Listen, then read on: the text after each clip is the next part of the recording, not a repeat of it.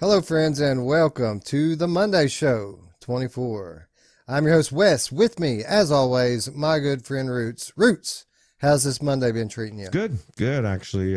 Getting really caught up on my games and putting a lot of time into Walking Dead and listening to people say that they're getting bored with it. Even though, like I was telling you, even though I like chocolate cake, I don't eat it every day because I would hate chocolate cake. So maybe lay off the chocolate cake and you'll enjoy it a little bit more. That's all I gotta say.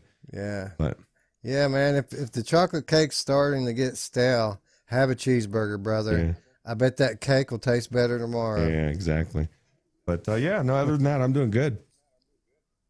Yeah, man, me too. I can kind of echo your sentiment a little bit. I wouldn't say that I'm necessarily caught up so much because my backlog's still what it ever was, but my priorities are shifting to where there's really only one or two things that I want to play now, and I have time to play those. So I'm content. So my backlog's still there, but my level of contentment has gone up since Saints and Sinners came out. Yeah, I guess I should clarify that as well. My backlog is still way stacked, but exactly that. I don't feel like I have that schizophrenic feeling like I should be playing something else. I'm able to focus on what I want. And then what was cool is getting to check out some of these free experiences that we delved in this week, right? It was a couple of them I didn't even know were as good as they are. Yeah, it was cool because, we do the Monday show and we always talk about what we've been playing, what we've been doing. And many times we kind of pick what we want to play with the show in mind. Like we're thinking, all right, we could play this. I want to play it anyway, and it would do good on the show. But every now and then we have these weeks where everything just kind of lines up on its own, where we just happen to be checking things out and it just lines up perfectly for a show. And I feel like this week was kind of one of those weeks. We had a few similar things that were related that we just happened to be checking out. And when it was all said and done, it was like, hey, we should talk about it. This kind of would make a good show, Yeah, right? just kind of like you said, fell into place. And you know, I I guess we can start with big screen cinema. I went into a 3D movie this weekend, and I was actually very blown away as far as how good it was. And the obviously $5 for the 3D, but the 3D effects, man, it literally looked like at times the table or whatever it was literally jutting out of the screen, right? And then like the particles or the just different things would look like they were falling in the movie theater. And what really blew me away is all the different environments, stadium movie theater, you could watch it in so many different ways. I don't know, man. I think that people aren't giving this whole cinema thing enough attention because I think people need to get in there to buy these tickets so that we can get the mainstream videos or movies at the same time as they come out. That's when it'll really take off. Yeah, that's kind of the thing here, right? And something we're gonna continually come back to throughout the segment today is when you're in these experiences and you're trying to judge them on their merit, you're also kind of judging them in the idea of what they could be. This is what it is, but at the same time, in a perfect world with X, Y, and Z, it could be so much better. And I think that's very much the thing here. I checked out the big screen cinema. I didn't go so far as to buy a ticket, but I did go and watch all of the trailers in 3D. And literally the whole time I'm just thinking, man, this would be so cool if like the new Star Wars movie was in here and I could buy a ticket for it, or the new Terminator was in here and I could buy a ticket for it. So yeah, I totally get what you're saying, and I agree. The 3D and the quality level, while not yet perfect, is certainly good enough to sit there and enjoy. And at least for someone like me, the virtual cinema experience is far preferable than getting in my car and having to go to the actual cinema. And dealing with the people and the noise, just everything about it. And if you can do it for Coronavirus. coronavirus, or just some person virus that has just been a douche. But no, Wouldn't it? Would you really be all that surprised if we came to find out that the coronavirus actually came from that butter stuff that they put on the popcorn? I would be surprised, but I wouldn't be surprised at the same time because I don't know what that butter is. I'm hoping it's real butter, but something tells me it's not. Butter. Yeah, it's butter. But no, I definitely I think I agree. I think that this is something that is really good, something that people, if they could get, I would go in there if I could buy a ticket instead of going out to the movies, hands down. And then I take for, or I think probably both of us or anybody that lives in a developed country. And I was thinking about this the other day. Like, what if somebody lives in Africa or something, man? They've never been to a movie theater or anywhere, or you just, maybe you just don't really have much money and you can't go to a movie theater. I'm looking around in some of these elaborate stadium movie theaters and really cool looking places. And I'm thinking, man, if I didn't have access to a real movie theater, this would be so cool. And I just think there's a lot of different ways to look at it, and if we can get the mainstream, I think it's going to take off. Yeah, I think about that often too, and it crossed my mind a few times this week as we were checking out all of these different experiences.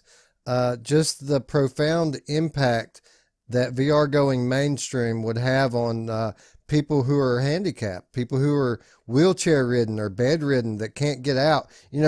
Up until now, these people's lives were miserable. I mean, they're literally staring at the wall watching Maury Povich and Wheel of Fortune repeatedly day after day until their ticket gets punched.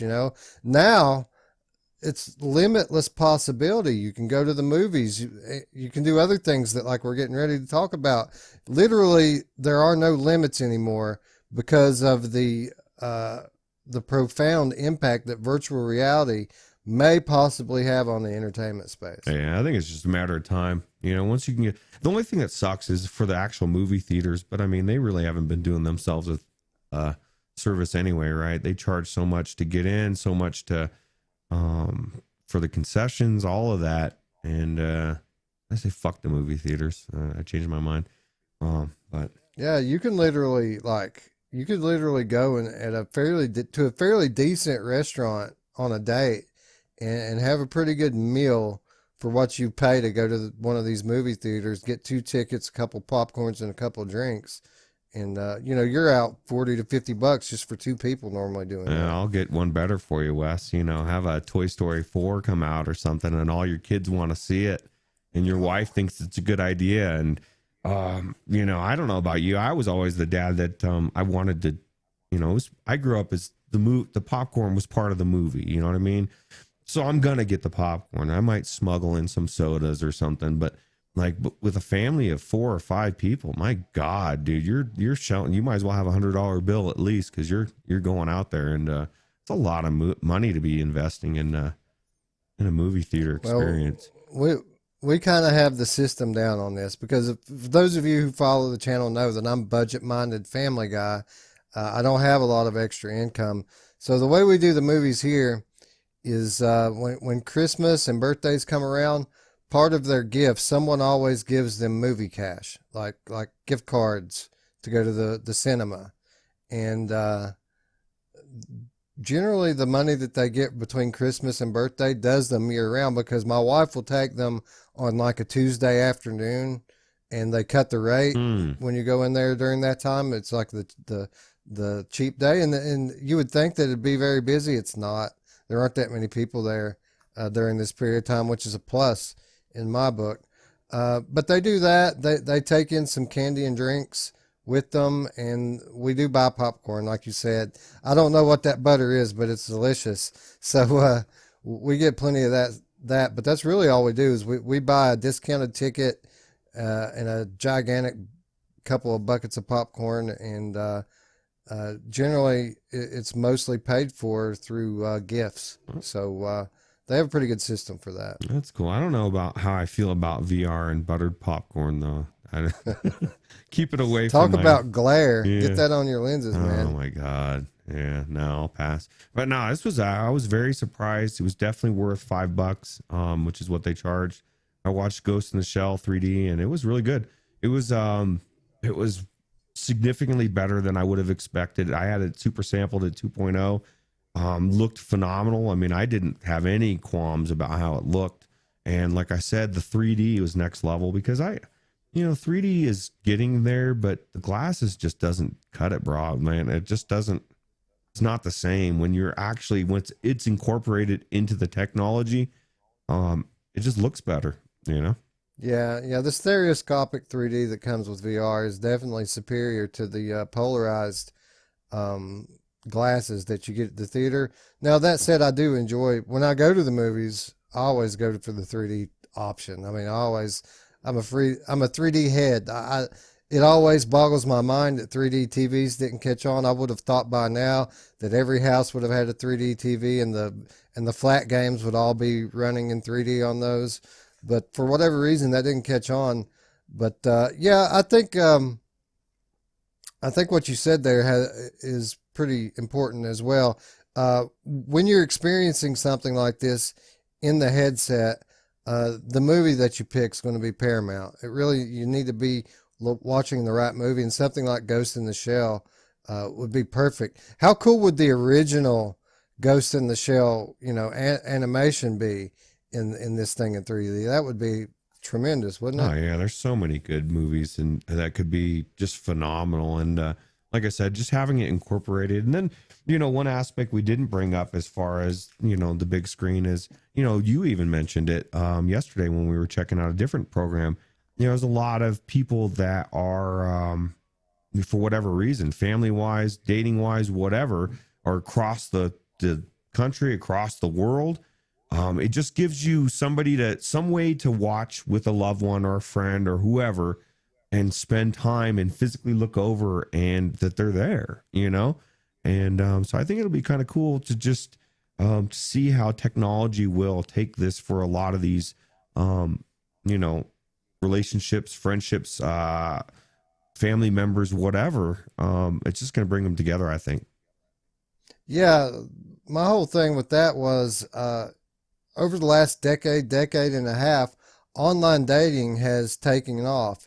And whereas initially I thought it was kind of an absurd idea, I mean, why are you going to date somebody halfway across the country?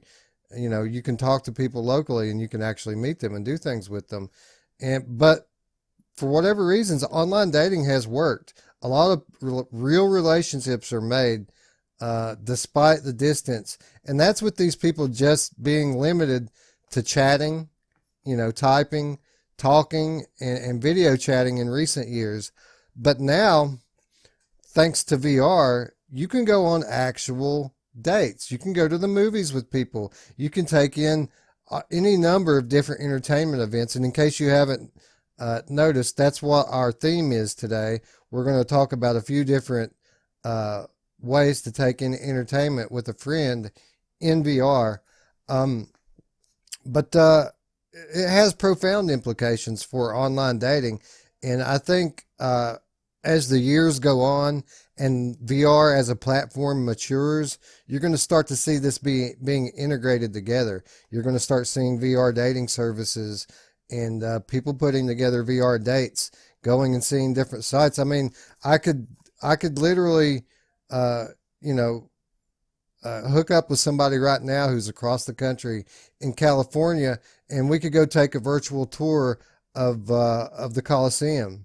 That's a good idea. Have a dating service that caters to different types of experiences. People that are like art minded, both go into one and meet each other or whatever. I mean, obviously, I still think dating online is weird, but I can see the benefit because in today's day and age, man, there's a lot of weird people and there's a lot of shallow people, and I think when you get to know somebody,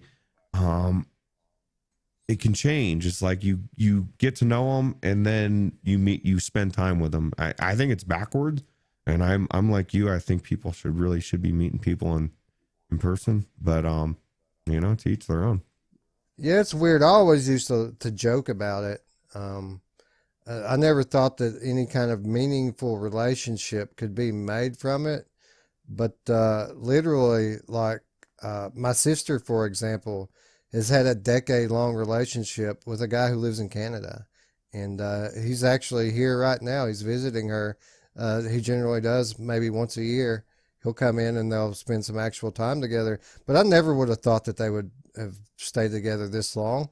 And my mom and her stepdad, or my stepdad rather, she met him online and literally moved across the country to go marry him and be with him there. See, that's usually what happens. People meet, you get to know each other on a deep level, you know, as long as they're not something weird that they weren't supposed to be. You meet and then everything's like, whoa, there's that connection. I just don't think in 2020, a lot of times people jump into stuff so quick that you don't really get to know each other. And that's the only benefit I could see online. So. Yeah, I never would have thought that it worked, but the reality is, and the older that I get, the more I realize is that everyone's weird. You're weird, I'm weird, right. Everyone's weird. So when you're dating and you're trying to find someone else, you're trying to find some compatible weirdness. So somebody's whose weirdness jives with your weirdness, and if you're opening up yourself to the entire world through the internet, your likelihood that you're going to find somebody who's your kind of weird is going to go up tremendously. Yeah, I don't know, man. I as I get older, I'd rather be alone than with the wrong person. I agree with what that. A nightmare. Wholeheartedly. Yeah. Anyway, big screen, a great place to go hang out with friends, a great place to take in a movie. Let me ask you this, Roots. Obviously, you picked the right movie. And you didn't go alone. You went in with a friend. Is this something you would do again by yourself? I think so. If it was the right movie, like if I was already inclined to want to watch it, just because now I know how good the 3D is. You know, I'm not much of a movie person to begin with, but why not? You know, like, I mean, most of the Super Bowl I watched last night was in VR on big screen, or virtual desktop or something. I don't know which one I went in, but just because I figured if I'm going to watch it, I might as well watch it on a movie theater size screen, right?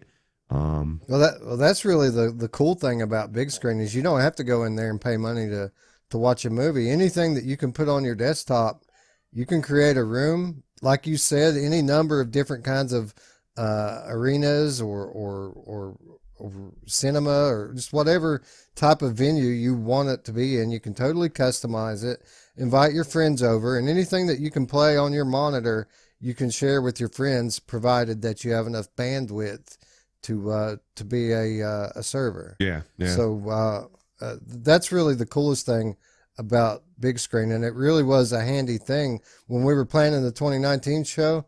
That was the coolest thing, that we could both go to this virtual space and just kind of work it out together, because you could see my desktop and what I was putting in. Yeah, it's like watching a PowerPoint presentation. It's cool. Yeah, agreed. So big screen, the more we interact with it, the better it gets. Kudos, big screen guys. Keep up the good work. Hopefully this thing continues to grow. They did say that they had other ongoing negotiations with other movie providers, not just Paramount. They're in a deal with Paramount right now, but there are others they're talking to. So hopefully over the course of 2020, we're going to start to see the selection grow and hopefully get something that's a little movies that are a bit more fresh. You know, my prediction is it will, just because there's so many people flooding into the market, especially on the Quest, and people they want to watch Netflix, they want to watch movies. You know, they're inclined to want to watch movies in VR, whereas, you know, we've spent a couple of years in it, so we're not as ready to do everything in VR. But I think it's going to take off. So we'll see. I agree. I think all this stuff's going to take off as people start to get their hands on these standalone headsets. You know, we talk about Quest as this easy to use, affordable platform that anyone can get. As the years go on, in a year, 2 years, that price is going to go down even further, and it's going to just become more and more accessible. More and more people are going to get into it, and things are just going to continue to grow. Yeah. All right, so let's say you want to take in some entertainment in the virtual world, and you don't want to go see a movie though. Movies aren't your thing. Maybe you're into basketball. Maybe you're into pro wrestling. Maybe you want to take in some stand-up comedy. Is there a place where you can do these things? There's one place where you can do all of those things, and that is Next VR. You know, most people are familiar with Next VR. It's a fairly old piece of software that's been around pretty much since VR has been around. It came out years ago. Always had their deal with the NBA going on, but since then, you know, people kind of tried it out when VR was new. They determined that the quality of the video wasn't good enough. They left it and they never went back. But I'm here to tell you, since then, the content selection has grown and the camera quality has grown.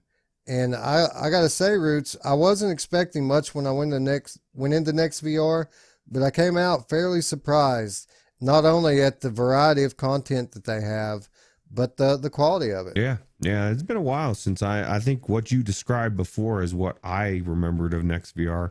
2018, just got my Rift and was checking it out. And I thought, this quality is a little lacking, as far as just the camera quality. And I don't know, man, you didn't even mention the game that blew me away the most was football, soccer.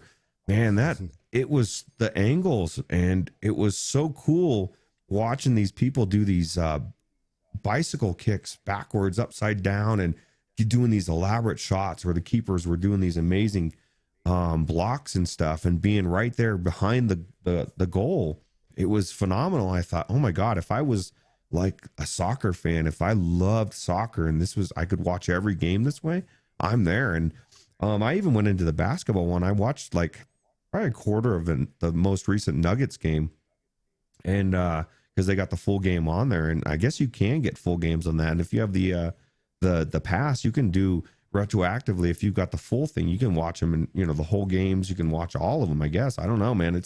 It really blew me away as far as just the quality, and it's not perfect, but it's 10 times better than it was when I first tried it, and it's I guarantee that it's working its way to being very viable. Yeah, it's certainly got room to grow. Anyone who watches any kind of content that's shot with the VR camera on a regular basis, where the quality was and where it is. And that's very much the case here. It's not perfect. It's not, Blu-ray quality video yet, but it's way better than it was before. It's way better than it was before. And, yeah, I've got to say that the things that I experienced in XVR, I pretty much universally came out of each one of them saying, you know what? This is the best way to consume this kind of content.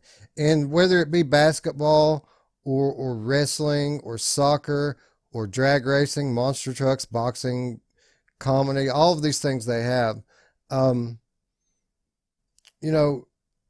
it's not that it's going to make you a fan. Like if you're not a basketball fan, this experience isn't going to make you a basketball fan. It's not going to turn you into a wrestling fan. But if you're already a basketball fan, if you're already into wrestling, this thing is going to blow you away, because by far, this is the best way to do it. I mean, it takes the distance away. You're literally right there, no matter what it is that you're doing. The wrestling in particular impressed me because, they always have these pay-per-views and they make these big spectacles of things like WrestleMania, and you can tell by watching it on video that it's a big deal. They have these elaborate set pieces and pyro going off, but you never really got an idea of the scale of that stuff until you take it in VR and you're right there on the platform, right next to it as it happens. It really is an amazing thing. Yeah, what blew me away about that with the wrestling, I told you a couple things. One, as I was looking out, I was like, oh my God, it was packed. I was like, there's people that still go to wrestling, because that's my mindset. If it's not UFC and it's not real, I'm not really that interested. But and then my second thing was, like you were saying, because you're right up there, it's like, wow, you can see some of the moves a little bit choreographed. Yeah. I can't tell you about the guys because I'm a guy and I watched all the girl wrestling. I mean, that's what I'm gonna do. But yeah, it was cool. It was cool being in that corner, right, and just watching all that action. And then on the basketball, what got me was like, because it starts in the side, you're on the sideline, and I was like, yeah, this is kind of a not my favorite angle. But then you get behind the board, and that's mostly where it's on both sides. It's switching back and forth. And so you're seeing people slam dunking and they're coming right. I don't know, man. It was cool. It was definitely different, and it was something that I know my boss is a huge basketball fan, and he's even talked about getting a Quest just to be able to watch the games in person. So I think it's cool. Yeah, I think with the kind of content that we took in on Next, it's a little different than watching big screen because you're going into a virtual space in big screen and you're watching the movie on a screen as if you would in real life. But with the kind of content they have on Next, it gives you a sense of presence. You kind of feel like it's not exactly like you're there, but you do kind of feel like you're there. You're taking it in from that perspective. It's kind of like the difference between a flat game and a VR game. You have the flat game experience where you're affecting something that's taking place on a window versus the VR experience where you're there, you're in the game. It's very much the same thing with this content. And it's not even just the live content like the sporting events and the comedy, but like I even watched one of these ghost hunter paranormal activity type shows, the type of thing you would catch on cable television. And it was a different experience because I was in the haunted asylum. I was able to look around in these rooms and see if maybe I noticed something that the people that were in the shot didn't see. It's a completely different experience, and it was very, very impressive. Man, how cool was that? Like, because I checked out that paranormal thing too, or at least one of them, and I was thinking just how cool it was to actually watch that show. And imagine any show. I don't watch too much TV, but I've said it before, like Survivor, doing the same thing where you could be like at the tribal council and checking it out, and you could almost reach out and touch Jeff. Not that I want to touch Jeff, but I guess every fan wants to touch Jeff. Let's not lie. But no, it's I just thought it was so cool, and the fact that like when it started, I thought, okay, this show's gonna be somehow they incorporated the show into this 360 or whatever. No, this was a special 360 version. So they filmed it. It was all for VR, and it kind of gave me an idea of future programming, right? Like, most of us, I would imagine, unless you're young and you're not supposed to be watching the show. But no, we all remember HD wasn't a big thing, right? It was like when you started to get those channels was like, okay, this is the HD version. And so I think you're gonna start having the VR channels, right? It's gonna be, somehow the same show, but it's gonna be from the 360 version, and you can be in Friends, and you can hang out with Rachel and Joey and everybody, or whatever show it is you watch. I just think it's really cool. Yeah, how could it not? I know there's people out there in our audience right now going, "Come on, man, that's never going to happen." But assuming that enough people get to sample the technology and learn about it, how could it not happen? I mean, the experience that you're describing would be so profoundly impactful that it would make television obsolete to anyone who gave it a fair shot, right? And I get it that the people don't want to wear things on their face all the time. The headsets are going to get smaller. You know what I mean? And it's going to become less cumbersome to jump in the VR as time goes on. And you got to imagine that rather than wanting to watch The Walking Dead through a window, that a lot of people are going to want to step into that world, not only through the use of video games, but just to watch the original shows themselves. And yeah, absolutely. I mean, we've seen a few stabs being made at it thus far, and nobody's really quite gotten it right yet. But like we said at the top of this thing, the camera technology is only going to get better. The equipment for the consumers to take it in is only going to become less expensive and lighter and smaller. So as great as it is now, I can only see it getting better, and if it gets any better whatsoever, I really don't foresee a scenario where it doesn't catch on. Yeah, especially like say racing, man. Look, like, can you imagine like you've got your in the pit cam you could go to. You got it in the cam in the.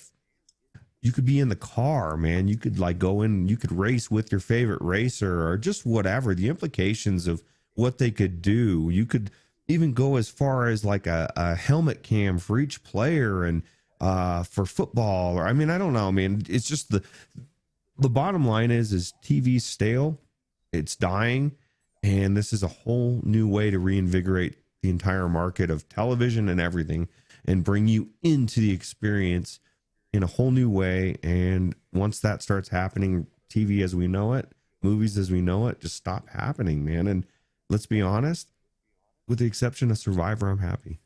So Well, we'll just assume that we'll be able to consume Survivor in VR as well.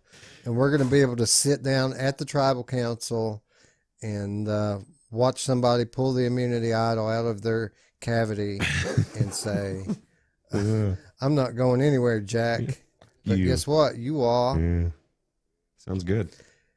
Anyway, next VR, a supremely impressive improvement that's come to this thing, right?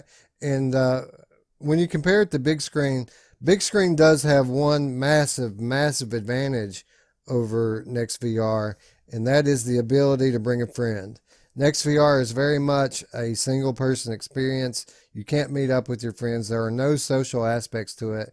And I think it really could probably add a lot to it, right? Yeah, it's weird because like as you're looking at the like say basketball, for instance, you know, you're right there on the back of the court and you're looking around and you see all the sides of the stadium, all the people in front, but behind is not. It's because it's a 180 camera angle, right? Or I guess to some extent more than 180.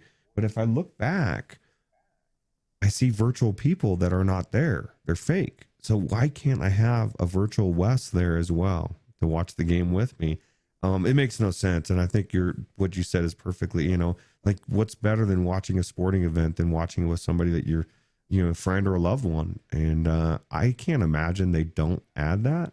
You know, that's got to be something that like, even if it's just, I want random people. I want to see someone doing this. Have you ever noticed when you go into this is totally sides VR chat or whatever it is, man, everyone's fucked up, man. People's hands are doing weird shit. Their head's always to one side. It's just weird. It's very bizarre. But anyway. Yeah. Well, a lot of that has to do with the developers. They really just don't care. Like even like Farpoint and like Arizona Sunshine, if you're in that kind of co-op, the characters get all contorted and weird looking at times. Yeah. But other games it doesn't happen, and I got to think that it completely comes down to how much time and effort the developer wants to put into getting that to be an accurate representation of a body. Yeah, true. But as far as the co-op, this is the type of content that you want to take in with a friend.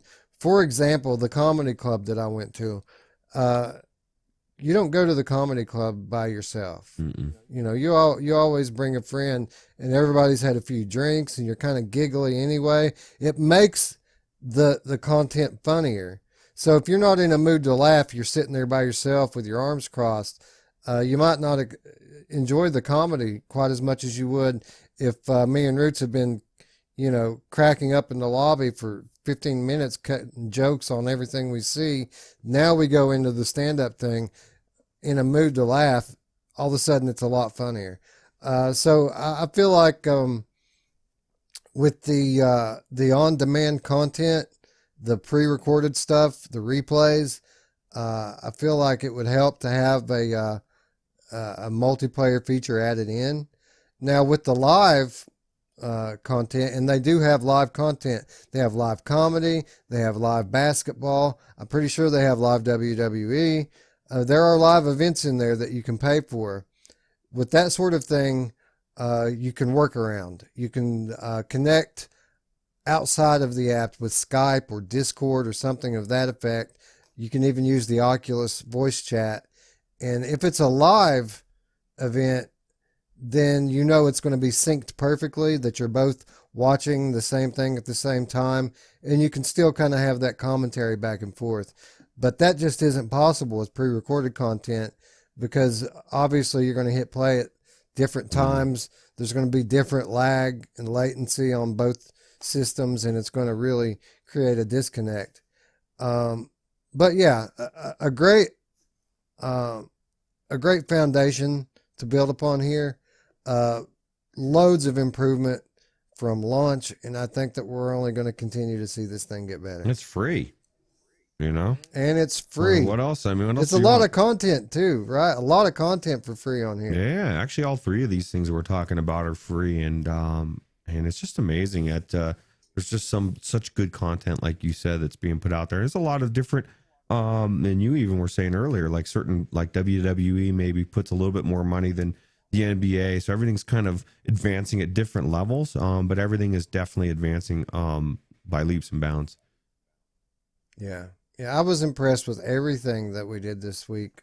But I mean, if I'm going to be honest, Next VR was cool and all, and so is Big Screen. But really, the thing that really blew me away this week that I wasn't expecting at all was the Wave.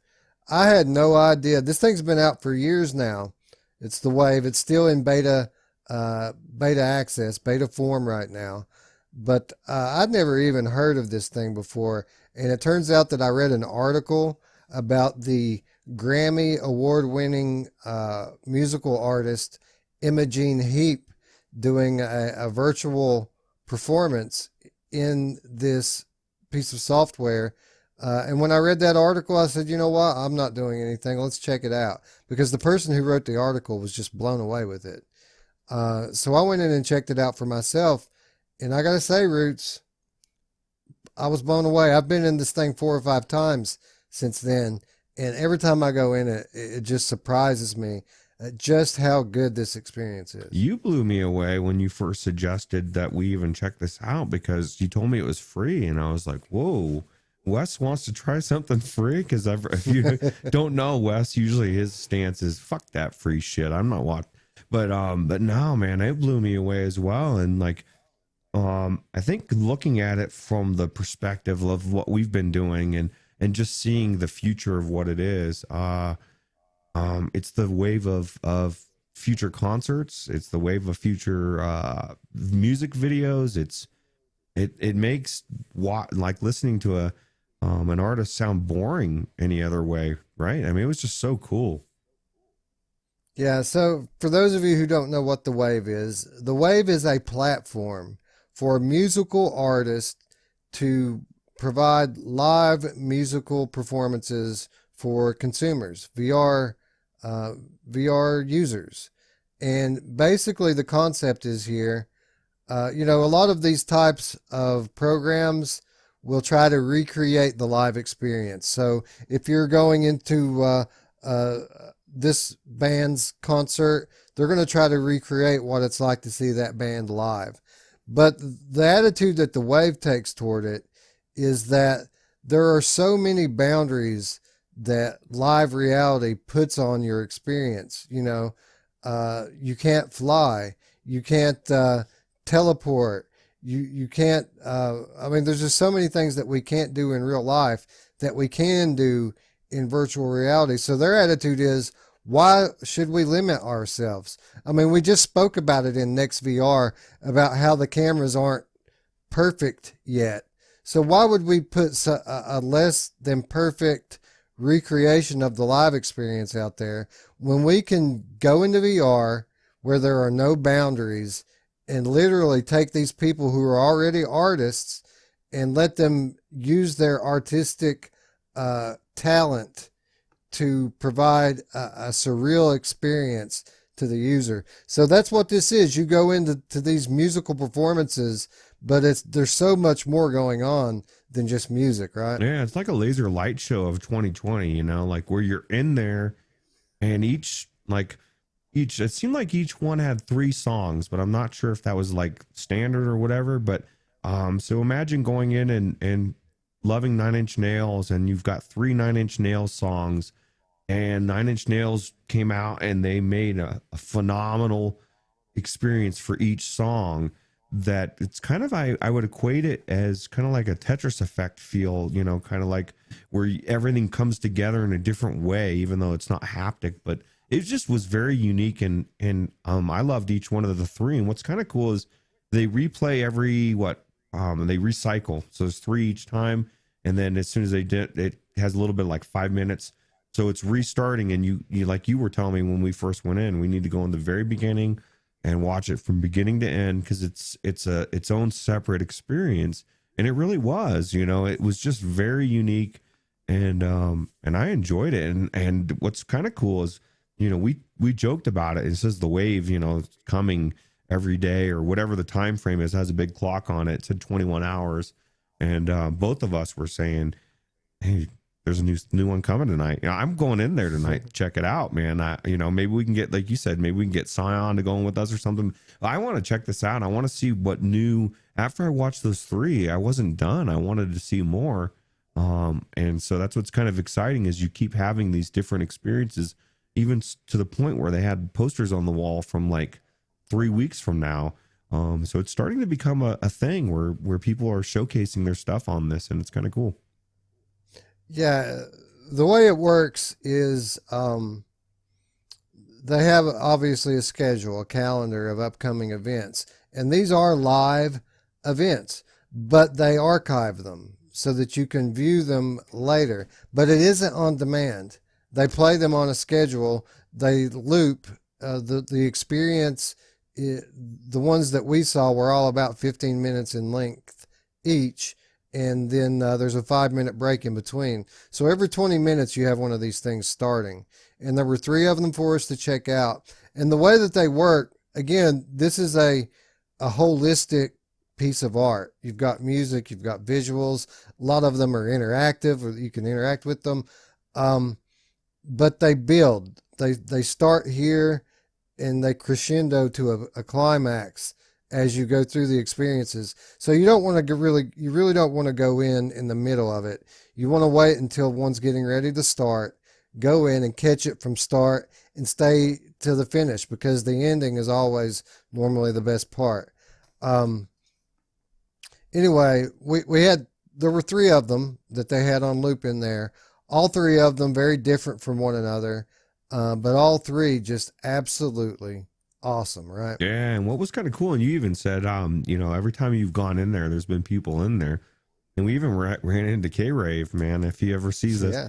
you know, that dude was funny, and it was funny because it was kind of like running into, like you said, to the average new guy that's coming into VR, because like the bulk of the conversation of what he was saying was, oh, this is so cool. I just got in 2 weeks ago. Beat Saber, cool, so Yeah. cool. It was just, we couldn't. Yeah, that guy. Yeah. That guy was your stereotypical VR newbie. He had his headset for about 2 weeks. He had Beat Saber and Arizona Sunshine, and everything was just amazing to him.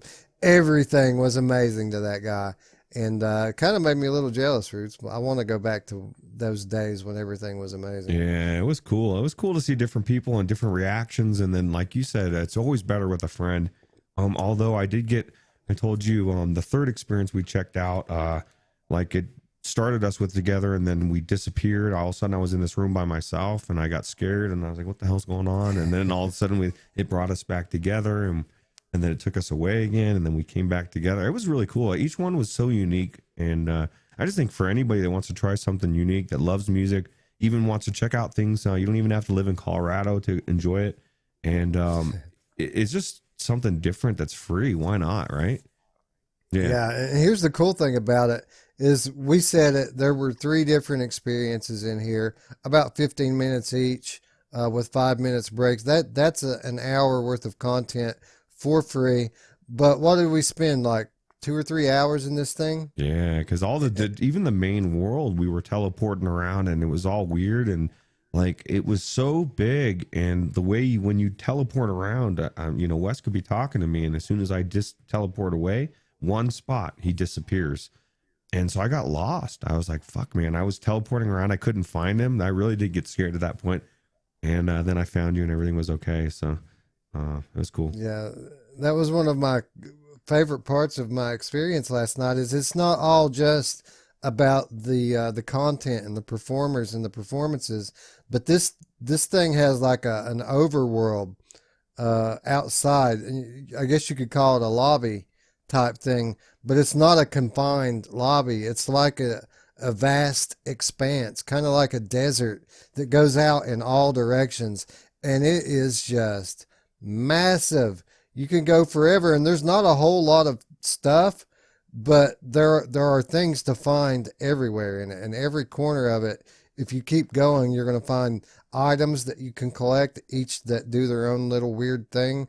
Um, you'll find things. What was that thing called? A light deity or something that I found, or something Shooting like those. that. Oh, that. Yeah, there was actually kind of a few of those, right? And they had weird noises, and like you start going one direction, and you start hearing music, and it draws you to a certain spot, and it was just very. The whole thing you can tell was just probably was made by somebody that was high. I don't know, man. It was very surreal, very bizarre, very visual.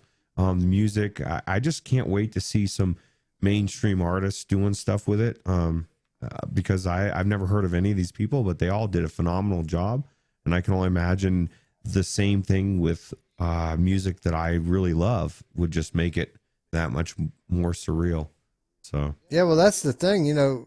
Music videos used to be a big deal. I mean, that was how people consumed their music and found new artists was through the use of music videos. And then as people moved away from the television and moved toward the internet, music videos, except for the very biggest performers, music videos have kind of died off. I could see something like this new platform, this new medium, and all the freedom that artists have to create experiences. I could see something like this being the next form of the music video, and whereas MTV as a channel might be dead as far as its original form and what it once was, I could see a rebirth of a music. I hesitate to call it video because it's so much more than that. Musical experiences in virtual reality. I can see a definite demand for it in the future, and it's pretty exciting. I never really thought about it prior to going into the way, but now it's something that I very much think could be a real thing. yeah, absolutely. If enough people get behind it, for sure, I think it'll be really big. Yeah, and back to the overworld, uh, really some weird stuff, some beautiful stuff. I mean, we went out into this vast emptiness of nothing, and Roots and I, we kind of got separated from one another because the place is so big, and there aren't very many landmarks to get your bearings with. It's just all kind of flat land that goes out. But I came to a doorway just in the vast open desert. I found a glowing door.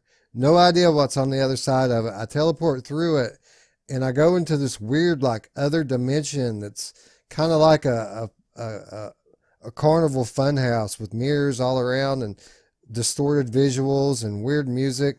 And I'm not in this thing 5 minutes, and then all of a sudden Roots is in there with me, and it was just the trippiest experience because before I even saw him and started talking to him, like I could see his form, his avatar, in all the different tripped out visuals around me. So I knew he was close because I could see him, but he wasn't with me. And then all of a sudden he was. It was just a weird experience. It was kind of like being on drugs without being on drugs. I really, really enjoyed it. Yeah, it's definitely really cool, and I would recommend everybody check this out. And what blows me away about this, I guess, the biggest thing is I never knew about it. Like when I was looking up trailers, and I was like, shit, this is 2 years old. I'm just now hearing about it because there's a presumption that I just heard about it, so it must be new. Nah, man, I just haven't heard about it. So, but look, it's just it's kind of cool that it's just now taken off, I guess, with as many people coming in and with some actual artists doing it. It's really cool. What's cool about it being out for 2 years prior to us finding it is the fact that it's had 2 years of polish put on it before we had ever jumped into it. That I really enjoyed it. It definitely shows that this is something that they work on regularly. Um, Another aspect that we haven't even really discussed about it is like big screen, uh, you can have fully customizable private spaces in it. They call it your home cave or a private party. And fully customizable in this world really means something because there's so many different things that you can use to make it a unique space for you to invite your friends into. Yeah, I agree. But anyway, uh, that's going to wrap up our. I don't even know what to title the segment. Our I don't know our VR entertainment showcase. I guess you could call it our online event review. Yeah. uh, Out of all of them, I was more blown away by the Wave than either of the other two. Even though I do think that the other two have probably more profound potential, like what big screen could become the next big way for people to consume motion pictures, and next VR can be the next big way that people consume sports. I think that the Wave could be the next way that people experience music, but I feel like the other two probably have more mainstream appeal than this. This was something totally unique and off the wall, and as such, it's probably going to take a little bit longer for it to grow into something that's mainstream and popular. You know what's weird is if you think about all three of the software, all three of them potentially have the ability to save these markets, you know, because each one of them are going down. Like nobody's listening to music or going to concerts like they used to. Nobody's watching movies like they used to. Nobody's, watching sports like they used to, going to events like they used to. So it's another chance to revitalize a dying industry, because it's dying, man. Like I every time like the TV is just not, it's just not like it used to be. I think It's because the home experience is so much better. Who wants to go to an arena or a stadium and sit in the nosebleeds with binoculars and pay all this money to sit next to some loud asshole who can't let you enjoy what you came to watch in the first place? Drive and deal with all the traffic and just all of the stuff that comes with that, when you can stay home and just turn on your television and get zoomed in, video from 15 different angles and commentary from experts. And, the home experience, even with just normal conventional television, has gotten to be so good that people don't want to pay all their time and money into going to the live experience anymore. Yeah. And I think you're right. I think something like VR is a good medium to go that has the best of both worlds. All the convenience of the home platforms, all the presence of actually being there. It's a new thing, and I think that that's really the bottom line with anything when it comes to VR. VR is such an impactful technology that if it catches on, it's going to revolutionize the way that we do everything. Not just these three platforms that we are highlighting today, but literally every aspect of our lives. If VR catches on, it's going to be impacted. And I think that the more that we go on and the more we experience these things, we can start to see why Facebook has invested all these millions of dollars into growing VR as a platform, because all the potential we see, they see it too. Yeah. Yeah, except for they have actual plans for the future where we just enjoy what we have now. Right. So the Wave VR, absolutely amazing. PC VR only right now. I had no idea if there's going to be any kind of future expansion onto other platforms like PSVR or Quest. Hopefully, you would think it would come to Quest. Obviously, there's nothing here really that I would think that they couldn't do in Quest, right? Why not? I think it would do everybody. I mean, it's weird that it's only PC, but I mean, I guess they're focusing on it first, maybe. Especially, I don't know. It's very cool though. Yeah, you know what? Doing something like this and it being as good as it was really makes me take a new interest in that Bjork album. Remember, she did the Vulcanura album completely in VR. Hmm. I gotta imagine it has to be something like this, right? Yeah, I would imagine if you're really into that kind of music, it'd be really cool as well. You know. Well, that's the thing here. I'm not really even into this kind of music, but still, just mind blowing experience to be in. Be there. Yeah. I just think it would take it to the next level though when you put something in there like just whatever your favorite music is and you have them doing their thing, it's like next. So yeah, I can't wait. I gotta imagine if they had some really awesome artists in this thing like Nine Inch Nails or System of a Down or just anybody like that. I gotta imagine it would be amazing. But you're gonna have to remind me, Roots, whenever we have these Steam sales. I never really pay much attention to it because there isn't a whole lot that I want that I don't already have. But that Bjork album being $35, I'd like to catch that for 10 or 15 at some point. You know what I mean? We should start checking it as these sales come up. Yeah, I forgot about it. It's a good idea. Yeah, I did too. And obviously, as cool as I thought it wasn't enough to keep my interest over months. But now having experienced the wave, renewed interest in it. I imagine there has to at least be one or two awesome experiences on that, on that album, that VR album in its entirety. If anything, it'd be kind of cool to critique it next to this. Yeah, for sure.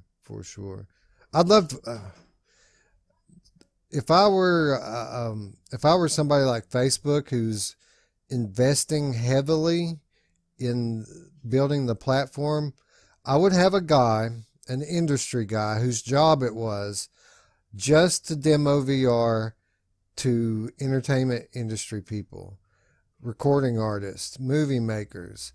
Put these people in VR and let them see what the potential is for whatever kind of art it is that they make and sell. Because if we could get some big names in, that's how it's going to happen. It's going to happen because they tried it and said, whoa, I could really do something with this. Yeah, I agree. Anyway, let's move on to our topic of the week. And it's a new month, and you guys know what that means. At the beginning of each month, we take a look back at the previous month's releases and take a look ahead at what we know is coming for the next month. Only this month, a little bit different. We've gotten so used to it being, summertime through the holiday. The games come hot, hard, fast, and heavy during that period of time. But after Christmas, everything just dies off. So normally what we would do here is we would go to each month. We would list the top 5 PC VR games, the top 5 Quest games, the top 5 PSVR games, and pick a game of the month for each one. But we're not really going to do that so much here because really there wasn't much, I should say, that came out in January. There isn't much confirmed yet for February. So we made highlights of the most notable releases from last month and from the next month. And we're just going to read right down the list, talk a little bit about each one, and go on with it.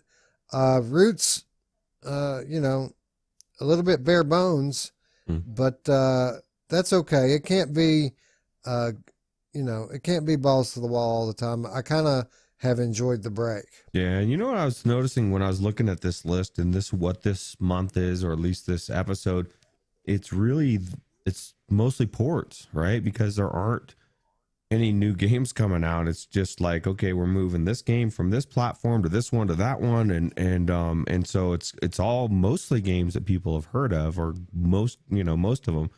And it was just shocking, I guess. And I guess it's a good time to be getting caught up on the backlog, because a lot of these you might have already tried. So Yeah, yeah, that's the thing here. If you're a PC VR gamer, a lot of these, or at least some of them, are going to be games that you're already familiar with, games that you're already played. Old news for you. But with Quest, with PlayStation VR, what is old becomes new again. And I said it last week. Oculus Quest is kind of like Alabama.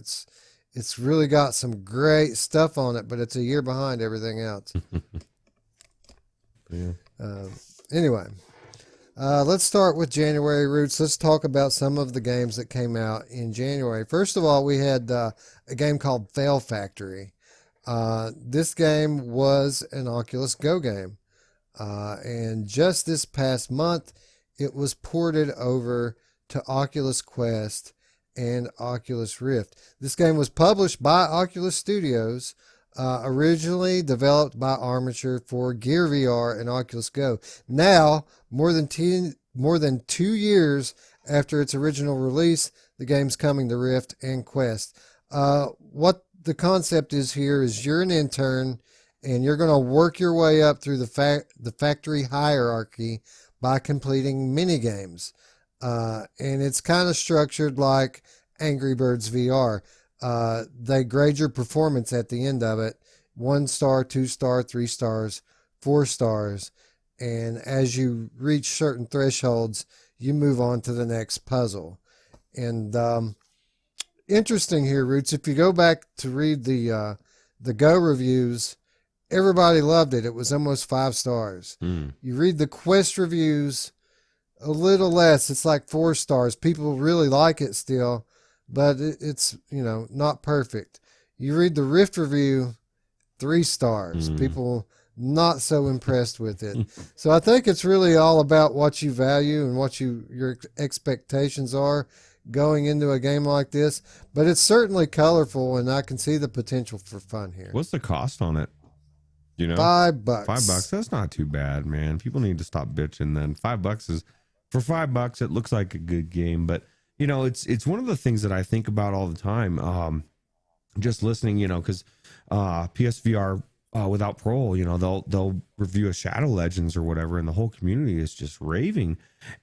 And don't get me wrong, there's nothing wrong with raving about that game. I raved about it. I loved the way it felt. It was next level at the time. It just shows you every platform's a little bit behind each one. You know what I mean? Like the PlayStation's a little bit behind PC, and this is a little bit behind even PlayStation as far as content wise.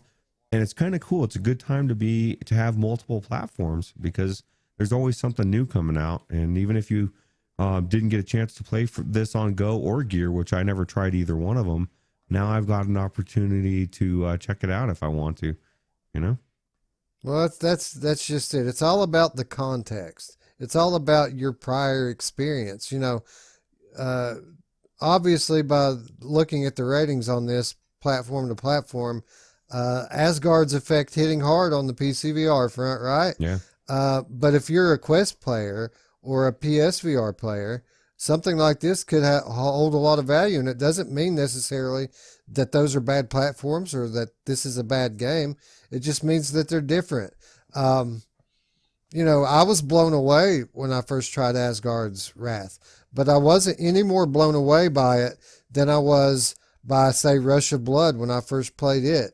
When I was new to VR, everything I tried was amazing. So that doesn't mean that, again, that PSVR is worse than PC. It's just they're on different timelines. Mm-hmm. And it's the same game. And it's like I said with Shadow Legends, man, I wholeheartedly, I think that game is amazing. I see exactly why people are raving about it. It's just like, I feel like I went back in time a year and I was like, whoa, what's going on? But it's just weird. It's kind of cool and surreal to see it all happening. Multiple platforms, to see the same thing happening. And I guess it gives it a testament to some of these games, to how good they are. if they're being re-enjoyed on another platform. Yeah, and again, it's just $5. If this turns out to be something that doesn't hold any value to you, then what are you out really? I mean, it's $5 and you have a 2-hour return window. You can even get that 5 back if it's that big of a deal. Yeah, it's a cup of But coffee. it didn't get particularly a great review from Upload VR, but looking at it and reading what actual people have to say about it, I don't necessarily think that this is a bad game. I would have to play it to know, but I had fun playing games like Angry Birds, so I imagine I could probably have fun playing something like this. Oh, I was just going to ask you, after your 3 hours of playing it, what'd you think? But I guess you haven't tried it yet, huh? Right, exactly. Yeah. Anyway, with the different platforms, what is old becomes new again, and with VR, sometimes old concepts can become new again, and I kind of think that's what we have with Taurus VR. Taurus VR from Nusicon Studios, published by Perp Games, actually, one of the very first non-PSVR things that we were getting from Perp Games. So kudos to them for expanding. But January 17th saw this game come to us. It says, jump into a thrilling adrenaline-fueled VR space shooter with Taurus VR, a reimagined retro game for VR. So what they're trying to do here is they're trying to recreate something like Galaga or like R-Type or something like that, but in VR. And what's really interesting about this game to me, Roots, is the control scheme. Apparently, this control scheme is all movement based. So you have to stand up. You can't sit down to play this. Moving your body is going to move the ship. So you're going to be dodging things with your actual body. And one arm is going to, or your arms are going to be used to not only shoot, but defend as well. So a definite unique concept, even if the overall shell of the game is kind of a retro concept. Yeah, I have nothing wrong with, I don't have a problem with retro stuff at all. I think that some of these games are amazing. The way they make you feel like you are in an old school game. And I think that's what's cool about VR is you can even take an old skin and make it look new or make it feel new, even though it's the same, if that makes sense. And I don't know. I'm just watching this trailer and I want to play it, Wes. I didn't even know this game was out as far as what it was or anything. And it just seems unique. And I want to duck and jive, and so sounds pretty cool. Yeah, it looks pretty cool. It's been on my radar for maybe a month or two. I think PD played it not too long ago, and he thought it was pretty good. It's in early access right now, so it's not on full release. But what I'm seeing here looks pretty fun. I mean, priced appropriately, just like the last game. This one's a little more. It's $12, but still, I mean, $12 by today's standards, that's not much for a game. And this looks to be fairly polished for a $12 Steam game. It looks like you can be in the ship or you can be third person. Is that correct? That's what it looks like to me. I see different views. Like I'm looking, this is third person, and then it showed up close. It looked like they were also in it, but maybe not. That's what it appears to be. But again, I haven't done enough research on it to really know. But yeah, I agree. It's certainly what it looks like. That's what I want. So I'm going to make sure, I'm just going to believe it. That's what it is. And if it doesn't, if it's not, I'm going to go on Reddit and rage and bitch about it. And I'll tell you what I'm really digging about this is the changes in environment. It looks like they're not all happening in space. This one's in a desert. The other one was in a rainforest. One of them was in space. And it looked really good like too, that. right? I mean, obviously we're looking at it flat screen, but it looks like the colors and just the different scenery looks really good. So it kind of makes me want to see what it looks like in VR. Yeah, so I agree. This thing looks pretty cool. Maybe on a future Monday show we can give a review of it and talk a little bit more on it. Absolutely. Because I think we have a shared interest here, right? Yeah, I mean, we might even have it in our inventory or in our library for all we know. Maybe Mamefan picked it up or something. He's picked up always possible. Yeah. Anyway, yeah, Taurus VR, Steam Early Access as of January 17th, $12 from Perp Games. And, you know, I don't want to miss an opportunity here to pat those guys on the back. They've done a lot for the community, especially the PSVR community. Generally, their forte is bringing favorite VR games to physical format because a lot of PS4 gamers will only buy games if you can get them on a disc. So, 99% of PSVR games are just digital. That's where Perp Games comes in. They take those digital games, and put them into disc form so that those players can play them as well. What are you, Wes? Are you a disc or digital? Because I'm disc, man. I don't understand that digital thing, man. Like, I want to hold my game in my hand. So. I certainly see the merit of having a physical item, especially if you're a collector or if you like to resell, because as of right now, there isn't a way to sell your digital copy. So I get it, but specifically with PlayStation, I prefer digital because of multiplayer. Because I can use the same copy to play with my family without having to have two discs. I got you. I don't have that issue, but yeah, I guess that makes sense.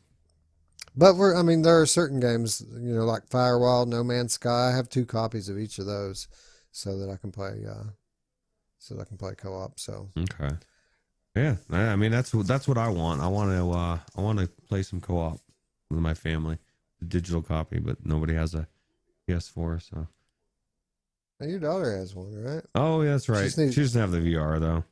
She needs a VR. Yeah. Right? You need to get on Craigslist, dude. I saw one the other day for $75 on Craigslist. Wow.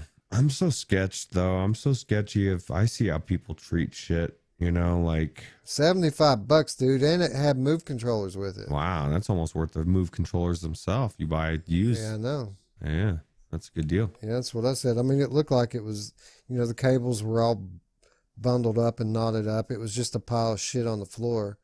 But $75, man, you know what I mean? I don't know how that happens to people's cables, man. I've been seeing posts on Reddit where people's cables are just like this fucking jumbled mess. And I'm so careful to make sure mine doesn't get all jacked up because I've seen the cables, man. Like, have they not seen Reddit, Wes? Like, what is wrong with people? Well, it's not just that, man. I put so much, hundreds of dollars I paid for this thing. I'm not just going to fucking throw it around and let it turn to shit. You know what I mean? Yeah, that's why this PlayStation. Maybe that's well, I was gonna say that's why my PlayStation VR is over there and not at my kid's house anymore because I bought it for them originally and went over there one day and it was like it was like thrown out like on the ground or whatever it was. I was like, nah, this thing's coming home. Maybe I wanted it to come home, but right. Well, these headsets, they make magic, and I gotta imagine that the magic that's going on inside of there is a fairly delicate process that can be screwed up at the very slightest jar if it hits the wrong way. So definitely take care of all things, including my cables, to keep them from getting into that state. Anyway, moving on. Again, with the differing platforms, what is old becomes new again. Thus is the case for Eclipse Edge of Light. White Elk Studios, January 14th, $15. This was a Google Daydream game, Roots, that was so highly praised, so highly regarded, that it got ported not only to Oculus Quest, but also PSVR, PCVR. I think I saw this on Nintendo Switch. Pretty universally praised as a good game, and it looks pretty cool, right? Yeah, I remember when I was hearing about this like a year ago, people were talking, maybe they were talking about it coming to PCVR or whatever it was. But people were talking about it. I think it was when it was on the go and people wanted it to come to PC or something. I don't know, but everybody was raving about it. So when it came out, I was like, it caught my eye just because I remember how popular it was, like you said. So I don't know too much about it, but slightly updated visuals, 6DOV, tracking, of course, and movement updated into it. fairly basic visual design, but we've seen it time and time again. That doesn't necessarily mean anything. From all accounts, this game looks good in PC VR. And if you read the reviews, it's pretty obvious that this thing has survived the Asgard's effect. Obviously, this is a good game. Yeah. Well, it's a puzzle game, and it's priced at $15, which is actually a pretty good deal.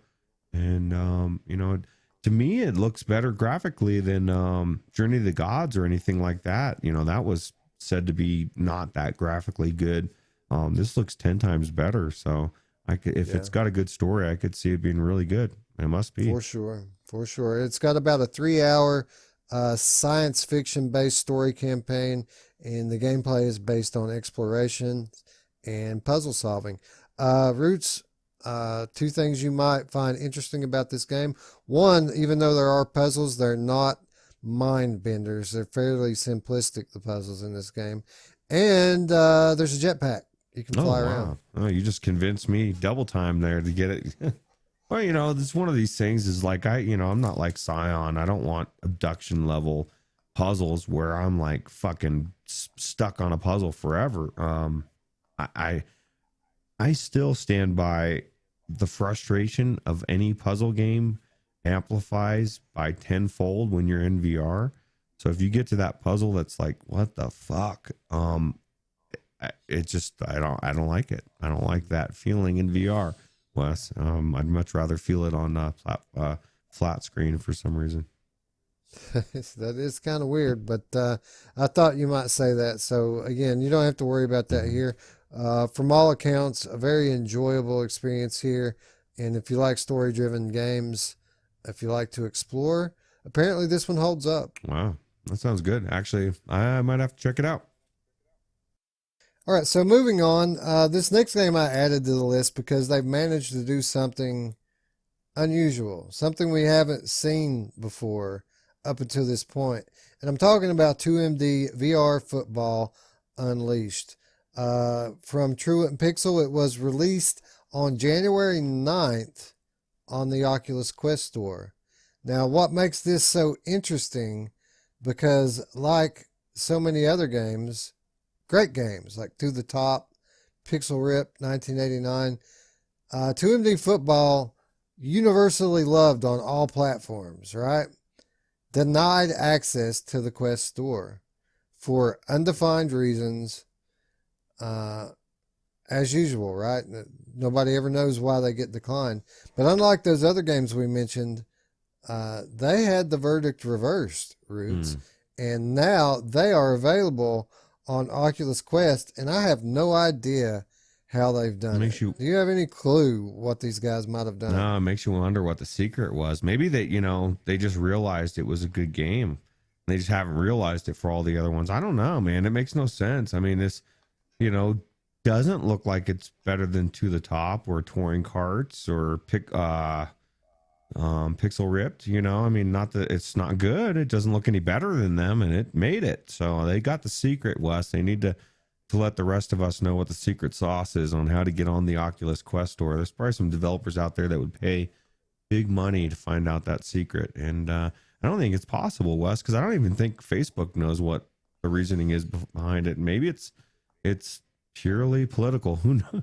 I don't know, man. I honestly, it's just so bizarre. Yeah, they need to share the sauce, whatever it is, so that maybe we can get some of these other great games that we love on to the store. But yeah, I don't know. I don't know what they did. Maybe I should ask them. I haven't tried that. Worked with To the Top, right? I wondered what their experience has been dealing with Oculus. I asked them, and they told me. So maybe I should do the same with Truant Pixel here, and maybe we can peer behind the curtain and see what they did to change the minds of the people at Oculus. Maybe they've got compromising photographs of Jason Rubin. Maybe that's what it takes, right? Yeah. Maybe they know Carmack behind the scenes and he put in a good word for him. I don't know. But, you said the PlayStation, of course, this is before we filmed, but the PlayStation VR has a head-to-head mode, correct? Now, did you know if that's fairly sure about that, yes. We theorized, we think that's what it is, without researching it. But there's nothing, no word about that for Quest, right? Because that was one of the things that drives me crazy, Wes, is that there's no real multiplayer sports, man. Nothing good and nothing in the actual full game. And I want to play against Mamefan and get my ass kicked like every other game that I've played against him. And why not football as well, right? Yeah, well, I hesitate to say anything definitive on that here because I'm not sure. I don't know. I don't think that multiplayer is present on the Oculus Quest version. Hmm. I do think it is on PSVR, but again, I don't know. I'm pretty sure that the PSVR version is called the head-to-head edition. Wouldn't that be a good thing And for all of the versions, man? Like I can't imagine it can be that hard to. And like even if it's the same game when I'm playing a computer and then let somebody else join in, I just think that's so cool. well, maybe it is. Maybe we just don't know it. That's Okay. why I hesitate to go in too hard on it because we could sit here and tear it a new one for not being multiplayer, and then the whole time it was multiplayer. Yeah. So, So it could be, could not. Let us know in the comments below. How yeah, I right. should have researched it because I'm bringing up stuff that you don't even know what the hell's like because I was just bringing up shit. So, but I'm just curious, because I want a legit. I think that's one of the genres that I think if they can bring in like say Madden or something. Now, of course, that's advanced, but if they could bring in a legit basketball, football, whatever game, man, you're gonna bring in a whole nother wave of people. And Roots likes people in VR. So 100%. And even at first, if it had to be like third person gamepad based gameplay, even just to be, have presence in those conventional style of sports games, I think it would be huge. It would add a whole new dimension for those players that are into that type of game. And there are millions of them, Roots, that's all they do is they wait for the next sports game to come out and they go buy it. So I think it would sell headsets for sure. remember the old football games like the Madden or whatever, and you had that button for stiff arming.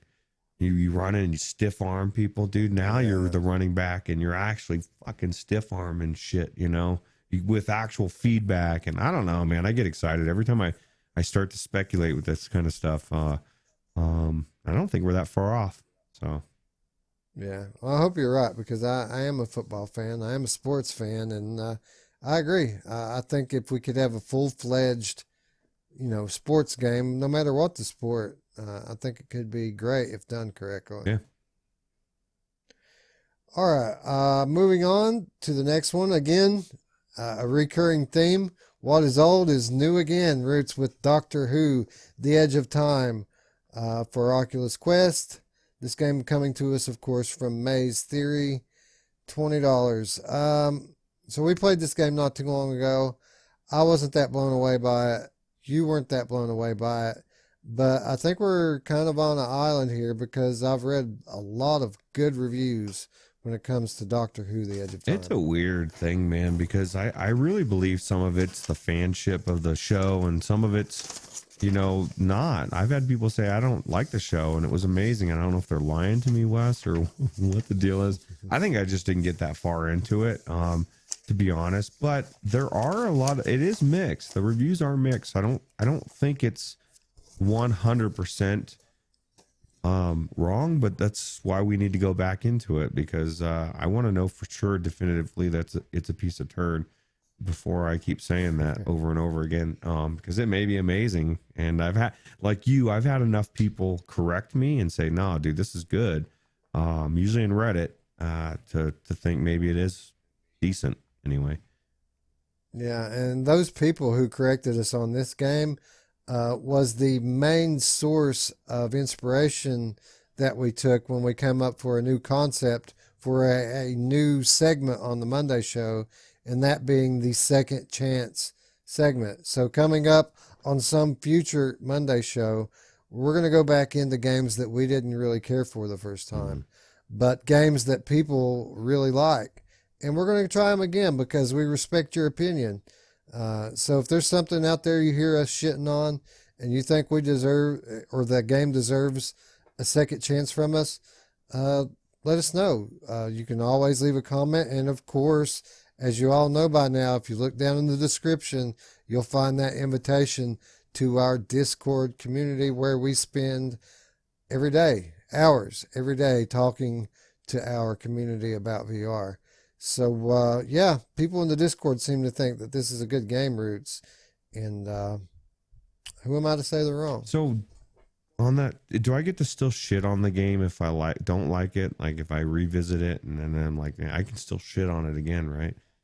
Just to clarify. Oh yeah, Okay. 100%. We just need to make it farther than we made it the first Farther time. than 5 Just get a little minutes. bit. For me, Yeah, anyway. we need to put at least 10 or 15 minutes into it before we decide that Yeah. it's a piece of crap.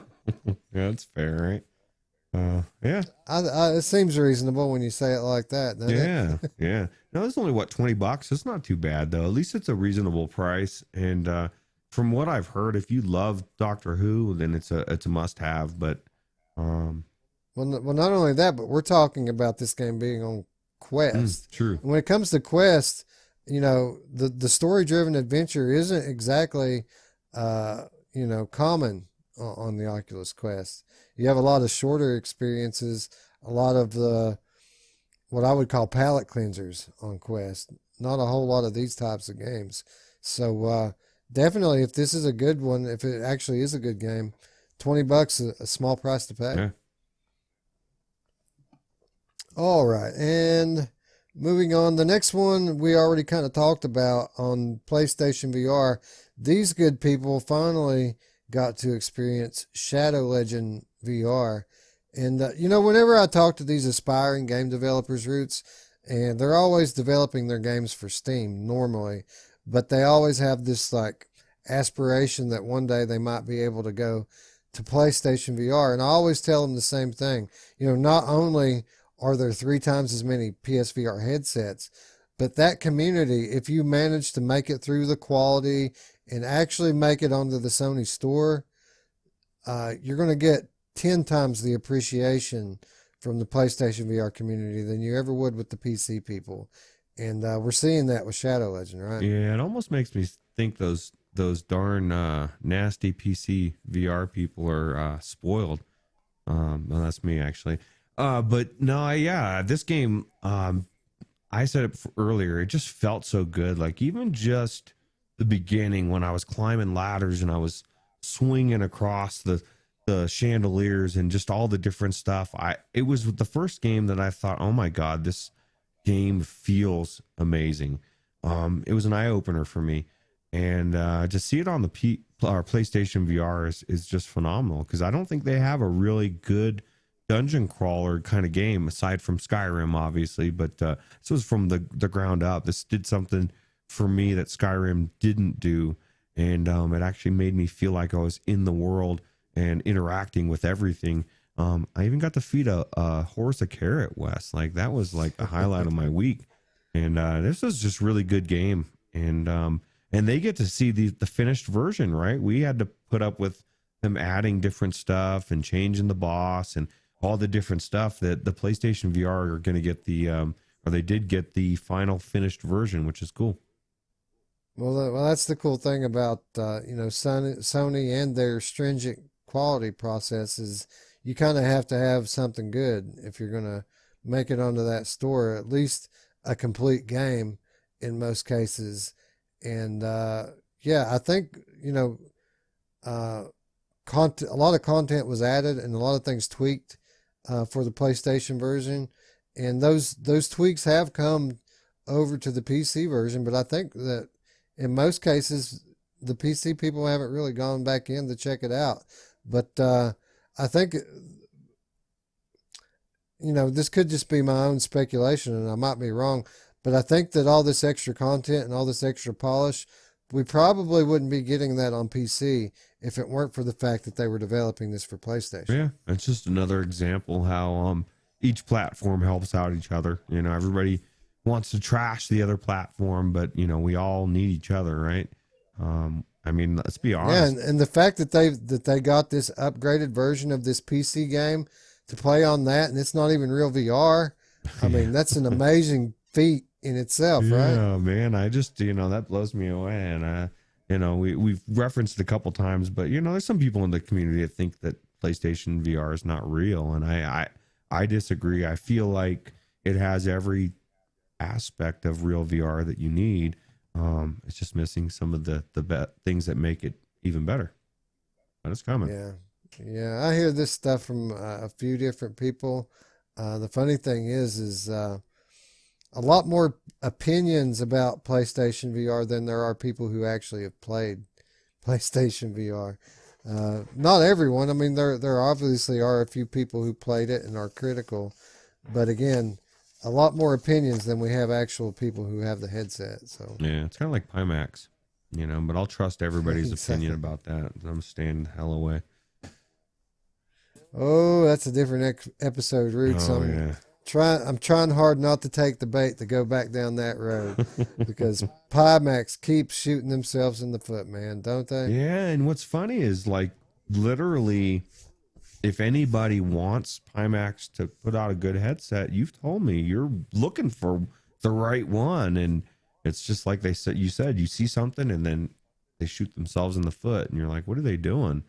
Yeah. So Yeah, that's incredible to me. Well, that's a different episode, Roots. Let's move on and talk about another recent Oculus Quest release. Roots, tell us about this game. What's it called? Audica? yeah, this trashtica is what Phil Yarn likes to call it, which it's funny, the first time I heard him say that like a bunch of times in alt space, he was joking around. And somebody finally said, "You're not joking. You keep saying it." And he's like, "Oh, I just said it because I don't have it yet." I love me some Phil Yarn, but no, man, this is one of the games that I just it blows me away every time people try to pretend that they know that this is better than Beat Saber, but they've never tried it. It is not even close, man. This game, I get it because if you only play in the early levels where it's the beginner levels, it's just really easy, and then you jump to the next and it starts to get fucking hard, and people are like in between, they get screwed, they get stuck. But I just fell back in love with this again the other night because I was going back into to address someone. I heard that there was some pop star people trying to get close to my pop star record, so I had to go in there and bump it up a little bit. But man, this game is amazing, and to see it on Quest and as good as it I've heard it looks on Quest, I can't wait to try it on Quest eventually. Yeah, just a great game on all platforms. Oculus Quest players get to play this tetherless now. Full freedom of movement, and you kind of need it in this game, right? With the targets come from all directions. Yeah, I would imagine it's amazing. The only thing I want to do more than play this tetherless would be play it with a wider field of view. But I don't think that there's anything that's like this on. Well, I guess I made a comment in Reddit earlier today that this game was like the baby of Pistol Whip and Beat Saber. But Roots, how's that possible? When Pistol Whip was born after Audica. Yeah, Audica it came before. Yeah, that was literally someone's comment. They were like, "No, man, you can't, you can't." They came before it, and I just said, that memes would confuse this person because that's the way I look at it. Is like it's a joke or a analogy, But it really, you got Pistol Whip and Beat Saber. It brought them both together, and this game is amazing, and Yeah, it's definitely worth picking up. It's an amazing game. It's an amazing on every platform. Tremendous support from the developer. They're constantly improving and adding to it. Even just this last week, the PC versions got the songs from the PSVR version. There were those PSVR exclusive songs that came when it launched on PlayStation. Well, now as a free update, those songs are available on the PC version as well. Oh, nice. Yeah, no, I can't think of a better game that and I believe Harmonix nailed this, and more people need to figure out how good it is because it's lived in the shadow of Beat Saber for so long, and that's like Mario living in the shadow of like some shallow platformer game. Like Mario lives in the shadow of Lucky's Tale. Like, no, man, it's fucking Mario, dude. That's how I feel about it anyway. We got Audica and then Beat Saber, which is somewhere below it. Still a good game. It's just not as good. You know what the cool thing about Audica is coming to Quest as well. Cross-buy enabled. So Roots doesn't have to buy this. When he gets his Quest, Audica is going to be on there on day one. No down payment required. So I just need to buy it on PlayStation because I already own it on Rift and on Steam. So just to have it on every platform. So yeah, so, Ruuts, the president of the Audica fan club. Yeah, no, this is one of my favorites of 2019. I would say top 5 easy. And Ruuts isn't only the president, but he's also a client. Yeah, no, that's what I need. The hair club for men is what I need to be a client of. I don't believe in that shit, Wes, man. I don't think that stuff really works. You can be no, it's a scam. Yeah, it's playing on people's insecurities for profit. I like being bald. I like it. You should. Yeah. I mean, it's like most bald people just, well, no, not most, but just as many people who are naturally bald shave their heads so that they can be bald. I mean, it's not like it's a bad look or anything. I'll tell you what, though, Wes. One time I was standing in a convenience store behind somebody, and he was thick shaved like I am, and he looked normal, and he turned, and I thought, oh God, he does not have the head to have a shaved head. Like certain people have weird head shapes. Like I thank God every day that at least my head is normal. I think it's normal. But this guy had the weirdest, like sometimes your hair hides it, and it was not hiding it for this guy, Wes. The guy got dropped on his head as he was something happened when he was a baby. Yeah, it was way off topic, but yeah. I totally get it. All right, Ruuts. I think it's going to wrap us up for January, right? Or is there something that we're leaving out here? I think there's one crappy game. You know, we saved the worst for last. I think at least people have been saying it. Not crappy, but it's repetitive after 9 or 10 hours of playing it straight in 1 week. But now there's one more you forgot off that list. Let me see here. We got 2MD Football, Doctor Who, Shadow Legends, Audica, and yeah. Silly me, how could I forget The Walking Dead, Saints and Sinners? It's only like the best friggin' game I've ever played. Ruuts, when we get finished here, I think I'm going to go play some Walking Dead. Yeah, and that's one of the things I was looking forward to, actually, because, I was joking about it, but I am halfway serious about people, saying they get burnt out on the game. And it's like, and I made a little bit of analogy earlier, like I love chocolate cake, but if I ate it straight and that's all I ate for a week, I'm probably going to get sick of it. So I try to distance myself. I'll play different games, or I even will take a break off or two. So it's been a few days since I've been in, and I really am actually jonesing to play, because I haven't played for a couple days. So it's going to be refreshed and new. And, that's what I recommend from people, change it up. So. Yeah, for sure. Go into the wave, go in there and find the what's it called? The bubbleizer that makes bubbles, or I don't know, that there's all sorts of different cool toys in there. Yeah, there was some weird stuff, right? Yeah, totally different than this. Something to get your mind off the zombie apocalypse, because you don't want to get burned out. And with that said, Ruuts, most of my meals lately have been chocolate cake, and it's still good, delicious. Yeah, it's still been delicious every bite. Yeah, no, it is hands down one of the best games I've played in VR, just because it has everything in it.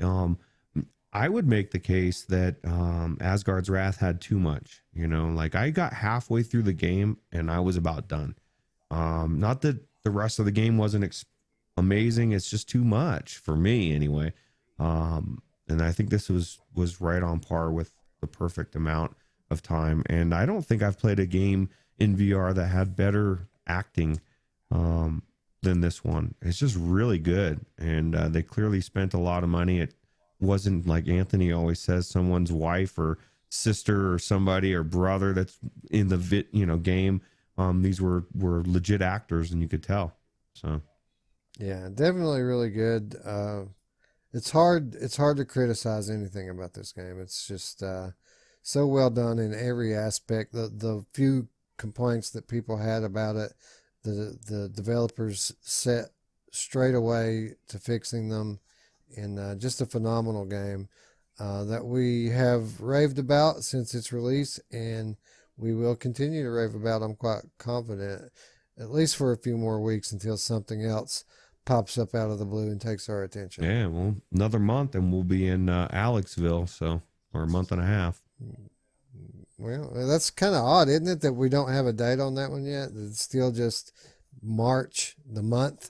For some reason, I could have sworn they said the 20th at some point. I that sticks in my mind, and now I feel like it's a what's it called, Mandela effect, and like maybe somehow that doesn't exist or something, because I can't find that date anywhere, but I see it in my mind. Either that or I'm psychic, Wes, and we need to start a psychic hotline, VR style. We'll make some money. Well, I at least am holding out hope that it comes on March 1st. Okay. Like at midnight, as soon as it ticks over to March 1st, just out of nowhere, the new Half-Life drops. Man, we're close then, dude. We better get on that Half-Life 2. That's the shit, man. I guess so, yeah, right? time is ticking. You know, as much as I would like to go do that, I don't think it's going to happen because I just started really getting into.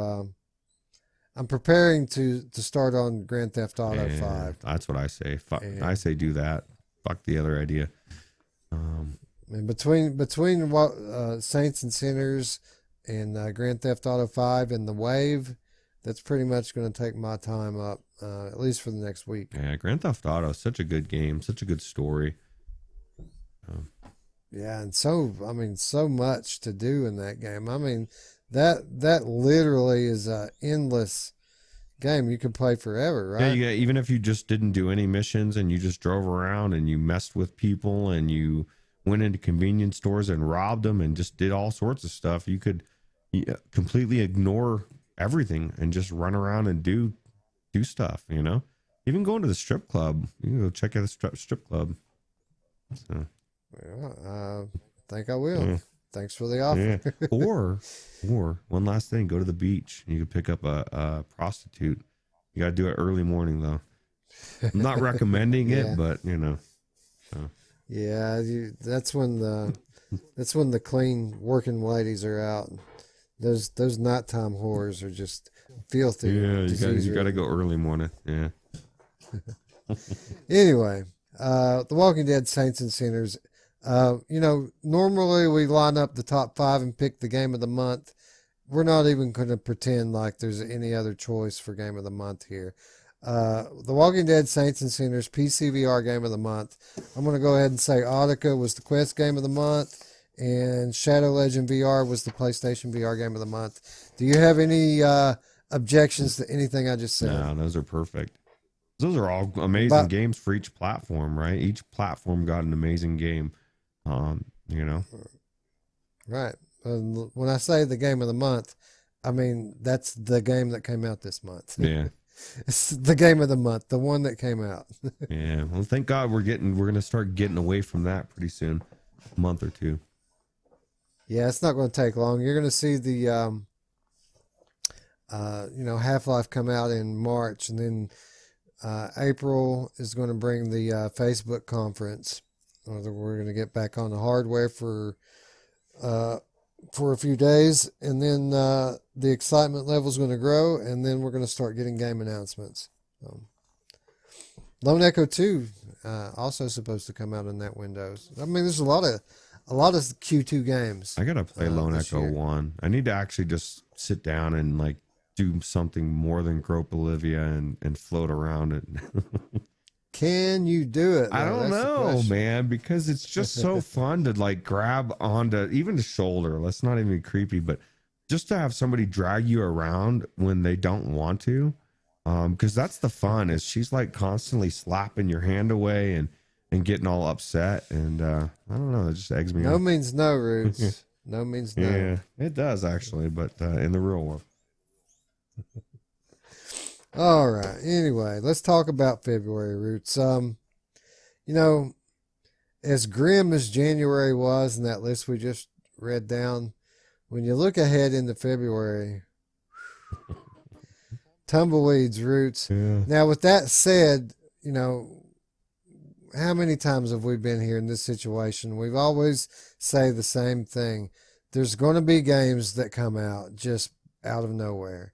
It always happens, and I would be shocked if that weren't the case in February as well. Yeah, because if you think about it, like if you're a developer, that's what I'd be looking for. Is like I'm looking for the lull. It's like, oh fuck, there's nothing coming out in February. Let's do a surprise release. Everybody raves, or you could take the opposite effect and you can drop something right at the same time as Asgard's effect. Like we were talking about an indie game. I won't mention what it was, but we were like, man, that was the worst time to drop a game at ever. And it was like, it just disappeared into nothing. Dev's still trying to get people to pay attention to the game. And it's like one of those things that, you know, if you're, the release is it, man. And then, you know, they play games, you know, we've theorized why they do it, but it's really to get more releases. You know, I'm going to do a early access, and then I'm going to release it into, you know, and so I get to talk about it twice. But really, there's that one shot, and if you don't get it, you're screwed. So. Yeah, Down the Rabbit Hole, or Undead Citadel, or The Wizard's Dark Times, or The Walking Dead Onslaught, or Tarzan VR. Imagine if any one of those games were to just show up next week. It would be pretty much 100% VR press coverage, right? Yeah, especially Onslaught, dude. It would be like a whole, probably would be a good thing to have it jump back out and pop up if it's good. But yeah, man, all of them, I think it's a really good time for something that nobody is expecting to pop out. You know, I theorize that's why Westworld did well, because it's so good, but it also did well because it just came out of nowhere and nobody knew. And it was like, wow, this is so good for not even knowing it was out there. Yeah, I'm going to go ahead and predict that we will see The Walking Dead Onslaught come out in February, because my reasoning here is I think that the reason they delayed was so that they can coincide their launch with the mid-season premiere of the actual Walking Dead television show. And they're going to get free advertisement. Walking Dead's going to be hot during the second half of February. So I imagine toward the end of February, early March, we're going to get the Walking Dead. You're saying Onslaught. I'm going to be playing Onslaught in the next couple weeks? Oh my God, this better come true, or else I'm going to blame Wes. But no, I think your logic, just everything, it lines up, and it would be an amazing game to come out. And you know, even when Onslaught was going to come out before, we questioned it coming out, but it wasn't going to be by itself. Maybe that's the reason. Maybe it's going to come out in a time when nothing is out, and it's the perfect timing, lines up with the show. And like you've said before to me, you know, they've got some pull with AMC, right? So maybe they could say, hey, you know, let's get this coincide it together, right? Right. Well, that's the thing. It's AMC's commissioned the game. They get a cut of the revenue, so obviously they're going to want to push it, right? Yeah. It may have even been AMC's call to delay the game. Yeah, you're right. I'm excited all over again, Wes. We're going to have another Walking Dead. Now, let me ask you this. Say it dropped tomorrow. What do you do? Like, do you finish Saints and Sinners, or do you, like, because there's a lot of purists that'd be like, I got to finish this one before I start the other one. I'm like, I don't even know Saints and Sinners what. I'm already in an Onslaught, just because I like new. So yeah, if it were a very detailed gameplay concept and a complex story driven game, I would wait. But the fact of the matter is Onslaught's going to be a completely different type of game than what Saints and Sinners is. It's the only thing they're going to have in common is The Walking Dead. And besides that, the gameplay completely different. I feel like Onslaught's going to be more of a palate cleanser, mindless fun type game, whereas this one's a bit of a thinker. So I think that you can 100% play these games at the exact same period of time, and it wouldn't create any kind of conflict whatsoever. I feel like Onslaught's going to be more visceral in a way, like more maiming and stuff, because like this game you can kill and you can chop off and stuff, but like you got a katana, you got Michonne's thing. You know, she slices people up like nothing. Can you imagine doing that in VR? I don't know, man. I'm getting psyched for the Onslaught, and you know, before they both came out, I thought, man, Saints and Sinners is gonna hands down gonna be that much better, and now I think Onslaught's gonna be, like you said, it's gonna be just as good but different, and I'm excited. Yeah, progressive dismemberment they call it. Oh, nice. Their melee system that they've built, supposedly a fairly unique concept the way they've gone about it, and by all accounts, that's accurate. I want to collect the ears, zombie ears. Is that weird? No, Daryl did it, Yeah. so Yeah, I want to do it, man. Can I do it? Put a necklace on? That'd be cool. sounds like a good pre-order bonus to me. So you guys get on it. Yeah, well, you get it though, man. You might not get it like the backpack. You'd be pissed off. If it's $150, I definitely won't get it unless it's like actual real ears. Well, I want real zombie ears for $150, but I don't know how to get them. So, well, that's the question, right? That's why they get paid the big bucks. Yeah, that's right. Anyway, let's get on to this weirdness that is February confirmed releases. And I got to think that the first one that I put on the list here, probably the weirdest of them all, right? Yeah. It made me think of Johnny Depp, ironically. You know, it's weird. Yeah, we're talking about a game that goes by the title Bizarre Barber. This game is scheduled to come out this month, February 2020, from Synesthetic Echo is the developer. So, Roots, this game kind of plays like a rhythm game, but it's not a rhythm game. It's kind of you stand stationary, things fly towards you, animals and such, and you're going to try to cut their hair, Roots. Oh, wow. What an original concept. What if I mess it up? I don't want to scalp anybody. It does not. It looks different, man. I'll tell you what. I guarantee. You know, I always, you know, and I know it's probably different in some of these indie VR games, but I always think of the pitch room. You know, a group of people pitching this to somebody, and they're like, "You want to do what?" But it looks like it could be unique, right? Very colorful. You know, it certainly does look unique and colorful, and that's the beauty of Steam. You don't have to have that pitch meeting, so we get games like this. Oh, they said they put the rad in radiation, so I totally believe them. And I don't know, maybe this will be like the next Tornuffalo, and we, you know, it could be. It could be one of those games as a hidden gem that you're just like, I don't know, man.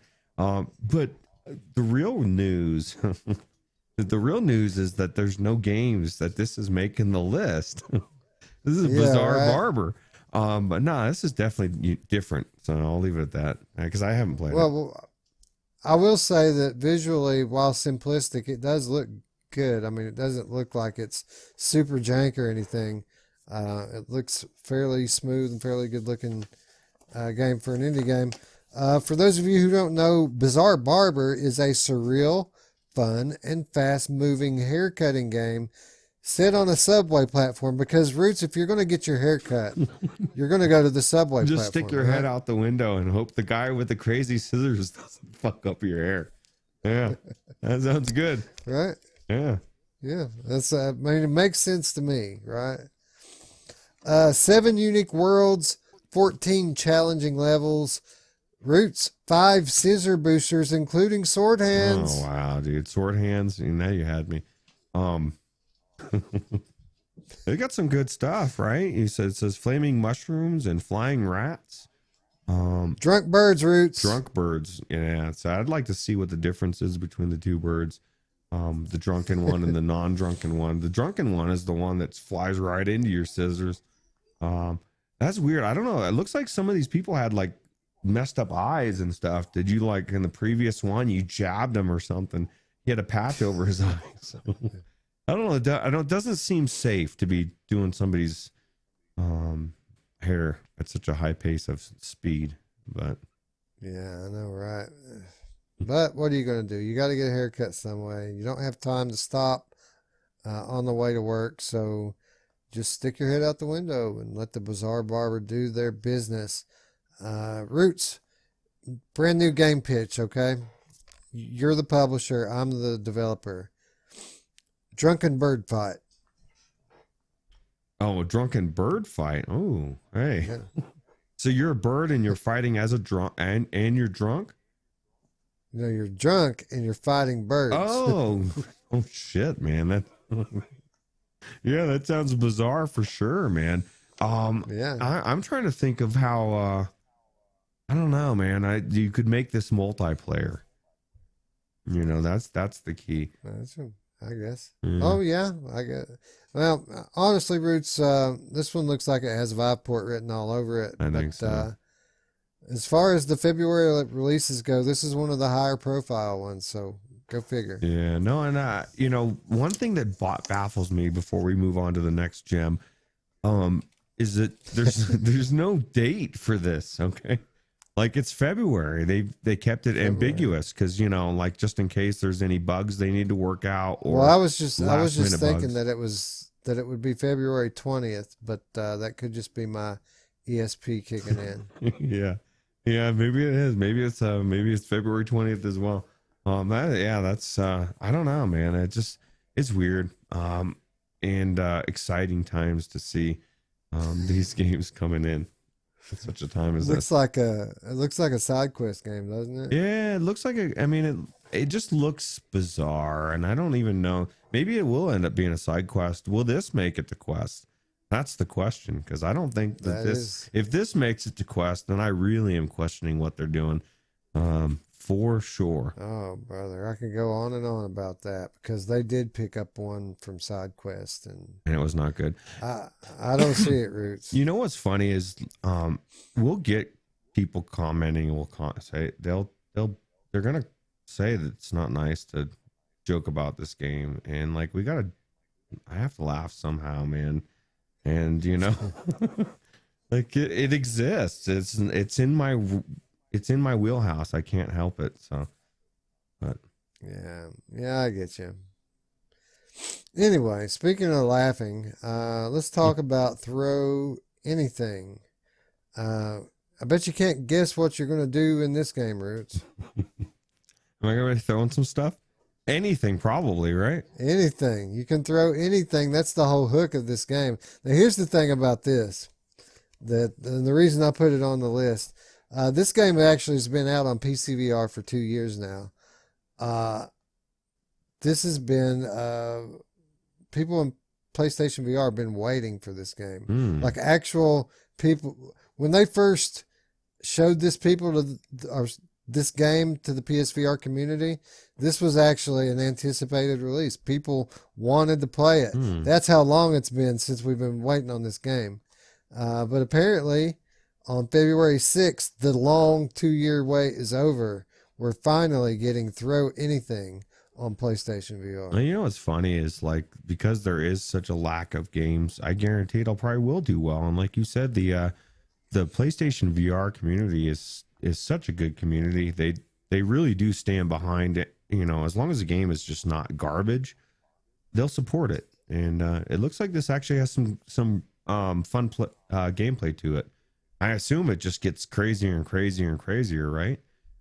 Well, that's what it is. It's a zombie apocalypse game. You're at the top of a high rise. You have to keep from getting overtaken, and the way you do that is you grab anything and you throw it. It's kind of like an arcade game, to be honest, like an old school retro concept, but in VR. Yeah, that's I like those kind of games, and we kind of forget about arcade games in general. You know, we didn't go to an arcade game to play it from the beginning to end, 20-hour, you know, missions or whatever stories. We went and played for hours bursts at a time with our friends or whatever. And there's something to be said about those type of games that you jump into and you just do what the game is designed, and it's fun. We've kind of gotten away from that. A lot of times games, you know, have to have a mission. You have to be able to have a story to it. And sometimes you don't. You know, I don't know. It looks like this would be interesting to check out. I wonder if Mamefan owns this on Steam. I would almost bet money he does. Like, I don't know, dude. I would say if I had to take a poll on everybody that's ever bought games on Steam, Justin's like number 2 with the game scene. Maybe not, but he owns a shitload of games, I'll tell you. Yeah, he does. And I wouldn't be the least bit surprised if this were in his library. No, because he likes to try games. He's like me. I buy everything, or I try to. I want to try everything, even if it's, cutting people's hair and weird subway trains. I want to at least check it out, and then I can tell you it sucks. So. Another one that I absolutely could see on Oculus Quest at some point, right? Yeah, this would be really good actually, and I would imagine it'd be kind of cool to be able to move around. I don't know how much you're limited, but those zombies, man, I don't want them getting up here either. And he just threw a little girl off the edge at that zombie. That's not very nice. Hey, dude, anything is anything. Oh, that's right. Throw anything, right? Right. Yeah. So like the Holy Grail, you could throw out there. You could just whatever. You could throw babies. You could grab babies and throw them. You could throw my mom. Yeah. Don't do that, bro. Put her back on the street. Yeah, like that. All right. Covert VR.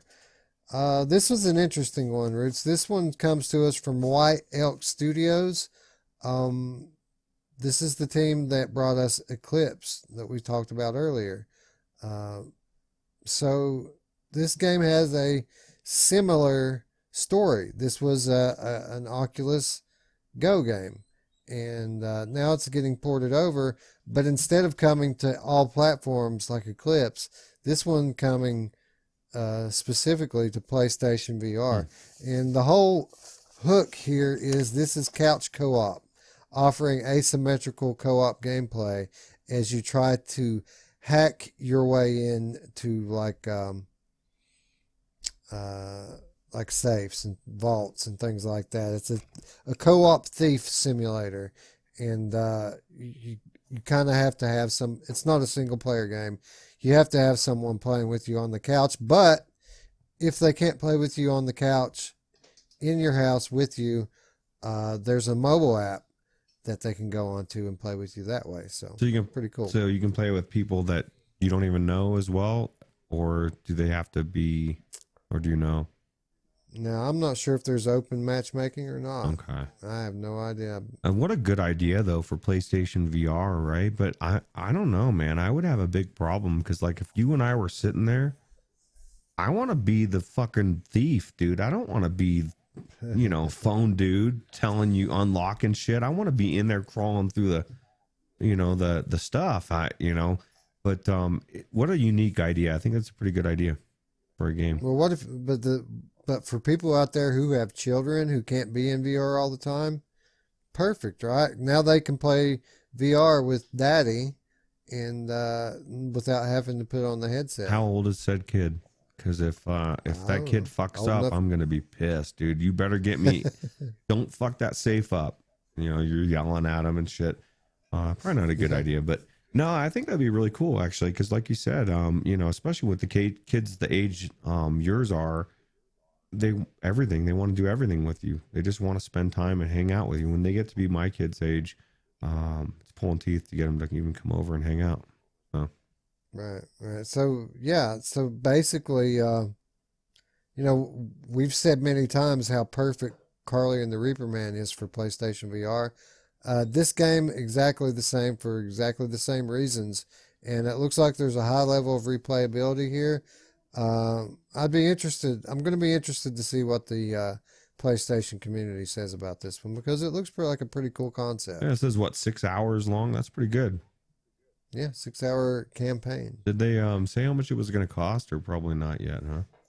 No, most of these games I don't have prices for. Okay, not the new February ones. releases. Okay, yeah, they're keeping it. I can't imagine it would cost very much. Yeah, $10-15 maybe. I don't know. It looks for 6 hours, man. Especially something you can play with your friend. There's not too many games that are co-op in VR, out of VR that actually work. There's some that exist that suck. So yeah. Again, I'd be very interested to see. Obviously, a talented team there at White Elk Studios. So my interest is piqued.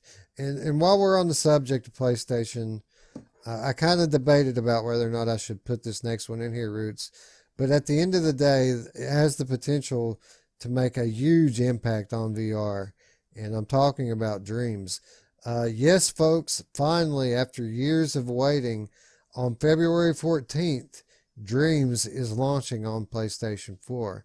The caveat being is that even though they promised VR support at launch, there is going to be no VR support at launch. Mm. So, bummer, right? Yeah, it makes you wonder how far back it's going to get pushed as well. Because we've said, I would imagine it's probably going to be PlayStation 5. That would be my guess. yeah, because we've said it before. We said it was very ambitious, that we didn't think that we couldn't see how they could do it. And I still don't see how they can do it outside of different hardware. So what better way than to drag it out long enough to where you can release it and then have a lull and then re-release it, or at least the VR portion when the PS5 comes out. So. Well, that's kind of the whole thing here, is that it's hard enough on PlayStation 4 to get a frame rate that's good enough to run a VR game without like discomfort for the player. And there are professional game developers that struggle to get their games to run at a good enough frame rate. And now you're going to put a game or an engine like Dreams in the hands of a total amateur and expect them to come out with something that'll run on a 7-year-old machine? I don't think so, man. Nah. So did they say that they're like, you were hoping there was going to be a campaign or something in VR with it, or there's nothing completely, right? Nothing at launch. You would think that at least they would be able to deliver that on PlayStation 4. So yeah, I think that you're right. We could actually get the story campaign available in VR before the end of the year. But as far as like the creator tools, all the stuff that people associate with Dreams, I don't think there's any way that runs on PS4 or PS4 VR. Yeah. What a bummer. But, this is a highly anticipated release, even if it is just flat. So definitely big news that this is coming out in just a couple weeks' time. Well, at least you're going to get to check it out. You own it. So I'm kind of curious. Now, what did you said the price is going up, right? Once it drops, or no? Well, that was the implication. I don't really know, honestly, if they're going to raise the price on it or not. Okay. I was curious if I should run out and buy it. But I don't know. Probably not. All right, Roots. 2 more to go on our list of February releases, and I actually saved the good ones for last. I actually got 2 good ones here that we know are coming in February and that I'm actually looking forward to playing. So the first of those being Silicon Rising. This is a cyberpunk first-person shooter game that we covered on the Virtual Strangers channel just a few weeks ago. An interesting take on it, Roots. It looks like a bit of an arcade style shooter, but some interesting caveats and ways that you interact with this world compared to your standard VR game. Yeah, it just looks different. I'm kind of interested to see how the car driving works, and I don't know, man. Everything about it just looks different. Part of me is worried that it might be somewhat of a wave shooter, but it all depends on how it all comes out, and then hopefully there's a good story behind it as well. So obviously we don't want games. We don't want any more wave shooters. But that said, even if it were, which I hope it's not, but even if it were, that doesn't necessarily mean it's not going to be fun. yeah, I mean, yeah, I'm sick of wave shooters just like the next guy, but there is the chance that it could be the best wave shooter there ever was. You know what I mean? It could be. Yeah, and if it is, then the devs send us a copy and we'll tell everybody. Cooker Games or whatever. How do you pronounce that? Cooker Games. Cooker game. But the devs have said that this game isn't all about the shooting, that there's a lot of other stuff going on as well. So I'm hopeful that it isn't just going to be a wave shooter. Yeah, the world looks amazing. I'm just alone to see the world would be pretty cool, right? Yeah, well, that's the cool thing about VR. Even if the game sucks, a lot of the times you do get to visit these awesome looking worlds. Yeah. So there is some consolation in it, right? Yep. All right, Roots, and for the last game on our list here, this is one that gets, I want to play it more every time that I see it. They keep showing us a little bit more, a little bit more, and a little bit more. And the more intrigued I get every time I see it. And I'm talking about Separation coming to PSVR. We talked about this one recently as well, Roots. They said they were aiming for a mid-February release. We now know that Separation is coming on February 25th. So here it is, Roots. Another, at least in my opinion, highly anticipated VR release for February. That looks pretty good. I wonder if they were upset about Iron Man delaying a couple months, or if they were like, fuck yeah, dude, like, yes.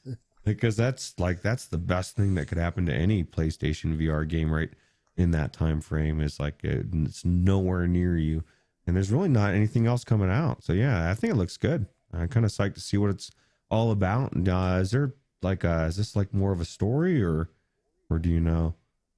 Yeah, it has. Yeah, I mean, it's kind of an enigma. We really don't know exactly how it's going to work. It is to some extent story driven, but it's very much isolation. You're alone in this world. You're trying to find your way through it, and as you do so, a story kind of unfolds before you. But I really wouldn't expect to see any kind of NPCs in this game or anything like that. More of a journey, Yeah. And an experience. Kind of, dare I say, a bit of a walking That's what sim. I was just about to say. It looks kind of like a walking sim, but like you've said before, like a good walking sim, if you have a good world, a good environments, it can be amazing. And then the cost as well. It's seldom trodden. The path is long, forgotten. Hey, I like that. Forgotten. It rhymes even. So maybe it's a puzzle game as well. Who knows? Seek Illumination, Roots. Man, I think it said Seek Illuminati because it was hidden behind your screen. Well, maybe that's what you're doing here. Maybe this is the path to enlightenment. Yeah, maybe this is how we become famous right here. This game. Let's do it. Yeah, that's 1,000 subs next week, Roots, because we're going to be illuminated by Separation. Well, I'm illuminating it. Yeah. Anyway, intriguing, this game. I didn't think much of it the first time I saw it. Then the next time I saw it, I saw a little more, and I thought, you know what, it might not be so bad. And then the next time I saw it, I was like, I'm kind of looking forward to checking out this world. And now I'm legitimately like, yeah, I want to go on this journey of epic desolation. Yeah, I want Edge of Nowhere 2. That's the name of that game, right? Now, I would very much love Edge of Nowhere 2. You know what the cool thing about Edge of Nowhere 2 is?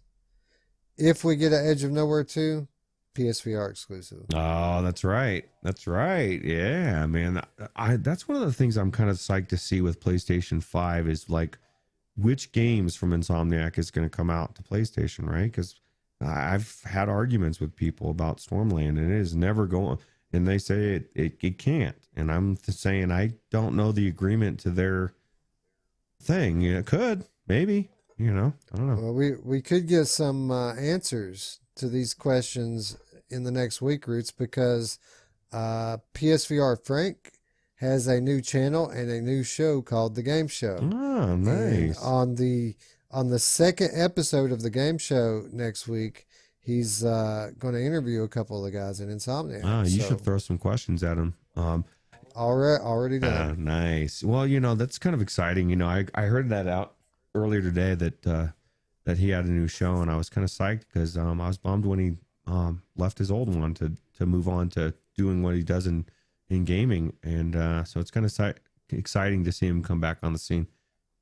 So. Yeah, I agree. We all kind of miss Frank here in the PSVR community, and even though his new show isn't 100% VR, he does give some flat gaming news at the top of the show.